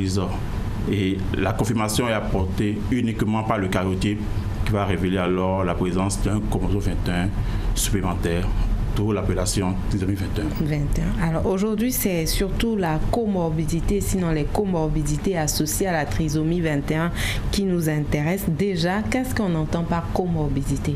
La comorbidité, au fait, c'est la présence d'un ou plusieurs troubles associés à une maladie primaire, une maladie initiale. Donc ce sera alors des malformations d'autres organes, d'autres pathologies qui s'associent à la maladie mère. Ici, la maladie mère, c'est le syndrome de Down. D'accord. Et quelles sont un peu les comorbidités associées à la trisomie 21? Les troubles, vous parlez simplement les troubles ou les pathologies qui sont associées à la trisomie 21? Alors, il faut comprendre les malformations associées à un enfant porteur de trisomie 21, mais également il faut comprendre aussi le risque pour un enfant porteur de trisomie 21 d'avoir des pathologies beaucoup plus fréquemment. On commence déjà par ces malformations qui sont associées. Alors, ces malformations, elles sont multiples. Elles peuvent se localiser au niveau du cœur, on parlera de malformation cardiaque. Elles peuvent se localiser au niveau des viscères, on parlera de malformation viscérale, au niveau du rein, des yeux et autres. Et quand ces malformations sont installées, par exemple au niveau, quand on parle de malformation viscérale, c'est quoi concrètement? Alors, les malformations viscérales, souvent s'associent à la trisomie 21, mais ce n'est pas fréquent. L'enfant porteur de trisomie 21 peut être tout à fait indemne vis-à-vis de ces malformations. Alors, il peut avoir des malformations. Donc, ce n'est pas forcément parce qu'un enfant est porteur de la trisomie 21 qu'il a ces malformations. Non. Il peut les avoir comme il peut ne pas les avoir. Il peut ne pas les avoir, exactement. Mais ce qui est intéressant, devant tout enfant qui porte ces malformations, il faut absolument alors faire un karyotype à la recherche donc d'une trisomie 21. Donc ces malformations viscérales sont multiples. On peut avoir par exemple des malformations au niveau de l'intestin. On peut avoir une absence ou une insuffisance donc de neuralisation. Il y a présence de neurones au niveau des intestins. Ça va donner les maladies de Hirschsprung par exemple. Et ces maladies donc vont s'associer avec une absence d'émission de méconium. Le méconium, c'est le premier sel émis par l'enfant. On peut avoir des défauts d'ouverture au niveau du duodénum ou du intestin, des atrésies intestinales par exemple. Et ces malformations également, on peut les avoir au niveau du pancréas et autres. Mais ça, c'est pour ce qui est des anomalies abdominales ou viscérales associées à la trisomie 21. Oui. On pourrait également évoquer les anomalies cardiaques associées à la trisomie 21. Oui. Alors, ces anomalies cardiaques, parfois, peuvent mettre en danger la vie de l'enfant. Donc, ça met en jeu le pronostic vital. Et donc, il faut absolument les rechercher chez un enfant porteur de trisomie 21. Alors, c'est souvent des défauts de fermeture des cloisons au niveau du cœur. En réalité, vous savez, le cœur, il y a le cœur droit, le cœur gauche. Alors, normalement, le septum qui est là est totalement fermé à la naissance, mais on peut avoir, alors chez l'enfant porteur de trisomie, des communications. On peut avoir donc un canal interauriculaire entre les deux oreillettes. On peut avoir des communications interventriculaires. On peut avoir la persistance de ce qu'on appelle le canal artériel. En réalité, c'est quoi? C'est un vaisseau embryonnaire qui va assurer la communication durant l'enfance, durant la vie intra-utérine, entre l'aorte et la tête pulmonaire. Alors, normalement, chez un enfant normal, dès les premiers instants de vie, ce canal artériel se ferme, mais parfois, ça peut persister et donc, on va le retrouver chez l'enfant trisomique. Il faut chercher ça et évidemment, il faut prendre en charge. Alors, nous venons là d'évoquer les anomalies. On a parlé d'anomalies cardiaques, on a parlé d'anomalies viscérales associées à trisomie 21, mais en même temps, il y a des risques possibles de maladies à long ou à court terme pour un enfant porteur de trisomie 21. On pourrait peut-être les évoquer un peu? Oui. Alors, on a remarqué que dans la population générale, nous avions des maladies, mais ces maladies sont beaucoup plus observées chez des enfants porteurs de trisomie 21 par rapport à ceux qui n'ont pas la trisomie 21. Alors, il y a des maladies un peu sévères comme des cas de leucémie aiguë et il y a des équipes qui ont mis le lien entre trisomie 21 et leucémie. Et alors, ces leucémies, donc, nécessitent d'être bien diagnostiquées rapidement et d'être prises en charge. Ce n'est pas parce qu'un enfant a une malformation, a une trisomie, qu'il ne faut pas prendre en charge les maladies associées. Donc, il faut faire le diagnostic beaucoup plus vite et une prise en charge adéquate. On peut également avoir chez ces enfants des cas d'apnée du sommeil. Ils peuvent avoir... Donc, ça, c'est les difficultés de sommeil, des enfants qui ont du mal à dormir. Voilà, on a ça beaucoup plus fréquemment chez les enfants porteurs du trisomie 21. Ça peut être secondaire aux malformations cardiaques avec des troubles de la vascularisation qu'on peut avoir, comme ça peut être juste une apnée du sommeil propre à la pathologie. On peut également avoir certains cas donc, de cataracte congénitale chez l'enfant porteur de trisomie 21. On a aussi constaté que les personnes qui portent la pathologie, la trisomie 21, ces personnes ont un risque important d'avoir des cas de démence d'Alzheimer et un vieillissement rapide par rapport à la population générale. Alors ça m'amène à chercher à comprendre un peu les chances de survie pour ces enfants-là. Les enfants porteurs de trisomie 21, bien entendu. Alors, les enfants porteurs de trisomie 21, jusqu'à quelques années, il y a quelques décennies en arrière, ces enfants, puisque le diagnostic a été perfectionné après les années 59-60, et donc ces enfants, il n'y avait pas une prise en charge, il n'y avait pas des unités spécialisées pour les prendre en charge, mais de plus en plus, dans les pays développés, on a des unités qui s'occupent essentiellement des enfants porteurs de trisomie 21. D'ailleurs, même on fait le diagnostic assez vite, avant la naissance, et là, on pourra intervenir assez tôt.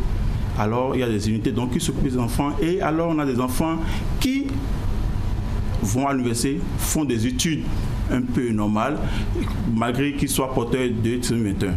Dans nos pays, ces unités se mettent également en place, et les collègues pédiatres, surtout à Omel, s'occupent très bien de ça. Voilà, ça allait être ma question pour savoir un peu si au Bénin, ici, il y a vraiment ces unités à défaut de centres spécialisés, parce qu'on sait qu'il n'y a pas de centre spécialisé pour la prise en charge des enfants porteurs de trisomie, mais au moins, est-ce qu'on a des unités du genre ici au Bénin qui travaillent? Alors, la trisomie 21, il y a le diagnostic, il y a la prise en charge. Et pour le diagnostic? Le diagnostic se fait très bien au Bénin depuis presque de 20-25 ans. Au laboratoire histogénétique du professeur Lallet qui est à l'ESBA, on fait le diagnostic. Et alors la prise en charge également se fait avec l'équipe du professeur Lao à l'hôpital de la mère et de l'enfant, avec alors des cohortes importantes d'enfants qui sont suivis, qui sont pris en charge de façon précoce. On va finir avec quelques conseils rapidement, docteur. À l'endroit de la population en général. À l'endroit de la population en général, on va faire la prévention primaire lorsque une personne est enceinte, une femme est enceinte, il faut, à un certain âge donné, lorsqu'il y a l'âge maternel qui est avancé, penser au diagnostic avant la naissance, le diagnostic prénatal qui se fait à Cotonou aussi. Également, le diagnostic prénatal, il est différent du bilan de santé prénatal qu'on demande à la femme enceinte. C'est bien différent. En réalité, lorsque le gynécologue suit la femme, lorsque le gynécologue fait l'échographie et il y a des signes d'appel échographiques, alors ce gynécologue va demander si éventuellement il y a la trisomie 21. Et s'il y a la trisomie 21, alors on saura comment prendre en charge. La patiente saura la décision à prendre puisqu'elle saura la pathologie que porte son enfant. Et maintenant, la prévention est secondaire. Il faut un accompagnement plus important des autorités pour pouvoir alors mettre en place des unités pour la prise en charge des enfants trisomiques, mais également et surtout des unités pour la prise en charge des pathologies génétiques qui sont assez rares, mais très nombreuses sous nos yeux. Docteur Azombakin Simon, vous êtes médecin biologiste, cytogénéticien. Merci d'être venu sur notre plateau. Avec vous, nous avons parlé de trisomie 21 et des comorbidités associées. Tant qu'on se retrouve, c'est moi, mardi prochain si pour encore aborder un autre thème. Ce sera le troisième rendez-vous du mois. Exactement. En tout cas, on va parler d'un autre aspect de la trisomie 21. Docteur, merci beaucoup d'être passé sur la du matin. Bonne journée. Zakiat, félicitations pour le poste de présidente par intérim à l'UPMB. Oui, merci Tanguy. Félicitations à nous tous, professionnels des médias, et travaillons à la réussite de ce mandat. En fait. Quand on voit votre énergie, on peut y faire confiance. Bon, on va y arriver ensemble. Hein? Mesdames et messieurs, voici les sports maintenant. Population mondiale. Hey, mon cher, mais tu as acheté une nouvelle voiture, tu ne m'as rien dit. Mais non, j'ai fait une location chez Sist. Une location? Bah oui. Mais elle est neuve cette voiture. Bah oui, une location de voiture neuve. Ah bon?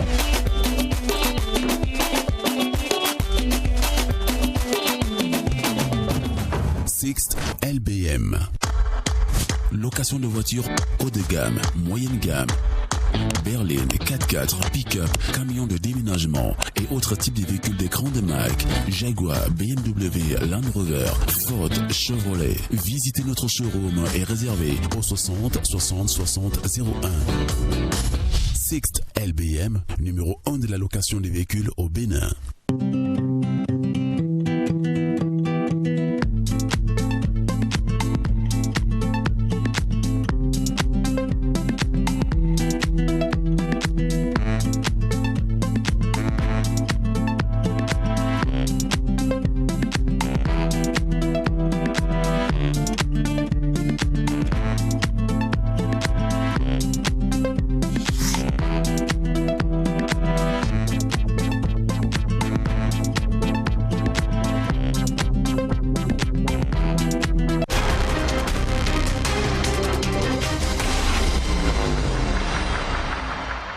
Nassi Salosé, bonjour. Bonjour Tanguy, bonjour à tout le monde. Vous voyez, mon bonjour n'est pas plein d'énergie. Je vous dirai pourquoi tout à l'heure. La Ligue des Champions, encore au menu de notre rendez-vous sportif ce matin. Hier, on parlait de celle de l'Afrique. Ce matin, ce sera justement à l'Europe. Oui, l'Europe, et comme en Afrique, Tanguy, nous sommes ici aussi aux portes des demi-finales. Et la bataille pour la conquête des billets qualificatifs pour ces demi-finales, cette bataille commence dès ce soir avec au programme en 2 chocs.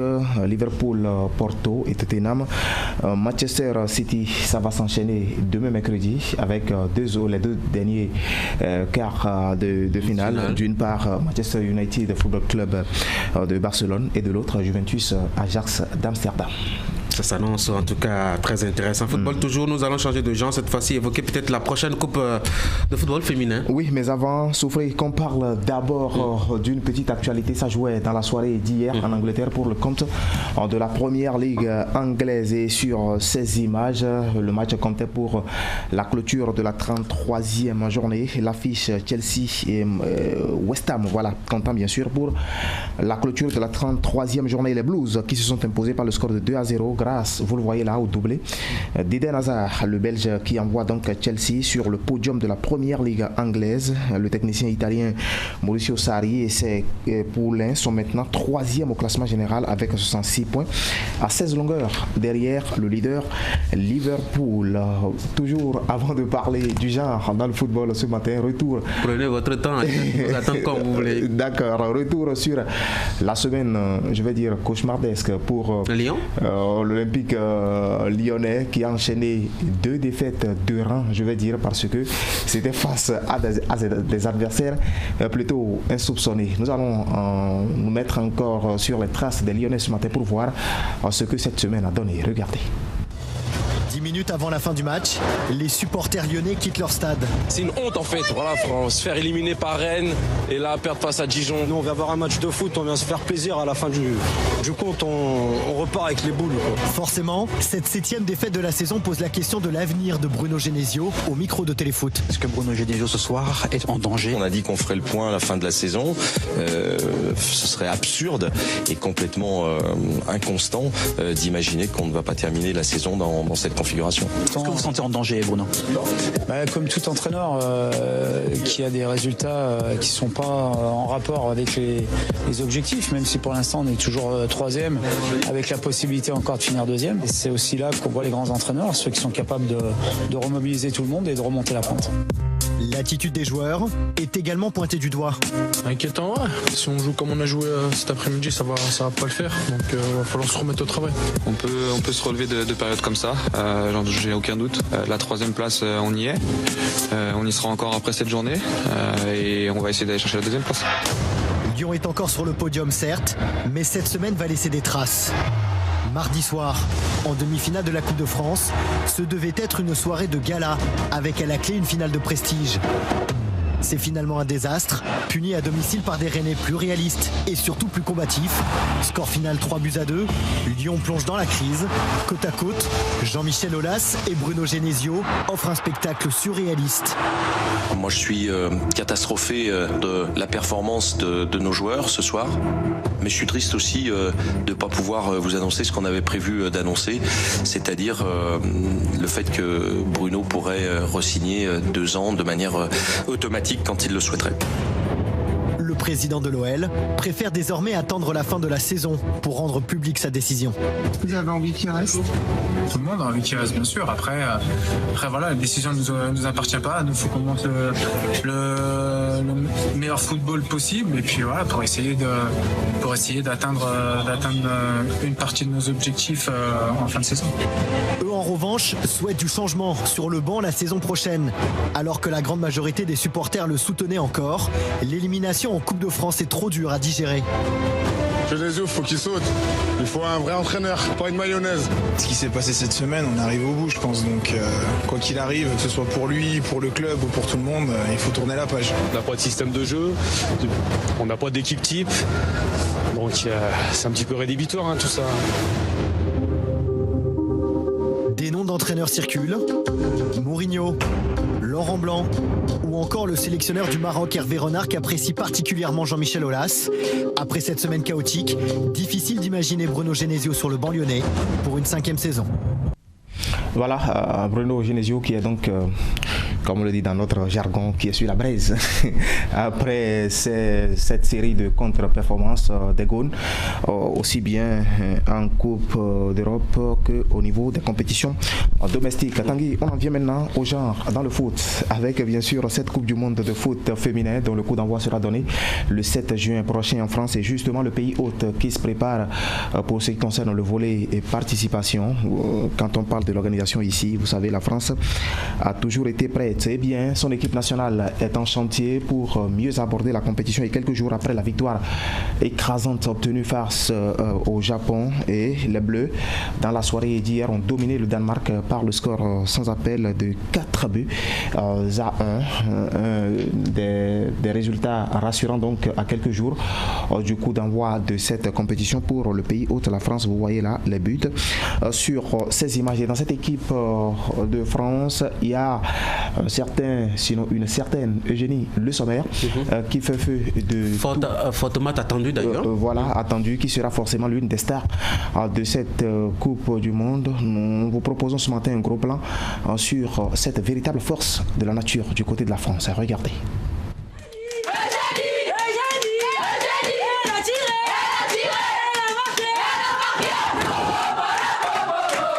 Jeudi soir à Auxerre, Eugénie Le Sommer a une nouvelle fois fait trembler les filets. Les Bleus s'imposent 3-1 en match de préparation face aux vice-championnes du monde. Ça fait toujours plaisir de marquer, c'est cool. L'attaquante n'est plus qu'à 7 unités du record de buts en équipe de France. Celui-là, on en parle beaucoup et ce serait une fierté, un honneur pour moi de battre ce record, et j'en parle souvent avec Marinette aussi. Elle aimerait bien que ce soit moi, on verra. Intelligente dans le jeu, technique, physique, efficace, travailleuse. La Bretonne frappe aussi fort du pied droit que du pied gauche. Du haut de son 1m61 et de ses 154 sélections, elle s'est imposée naturellement comme une leader. Depuis sa première cape il y a 10 ans, son amour pour le maillot bleu est resté intact. Alors quand elle découvre celui qu'elle portera pour la Coupe du Monde, la magie opère. C'est ça qui m'intéresse.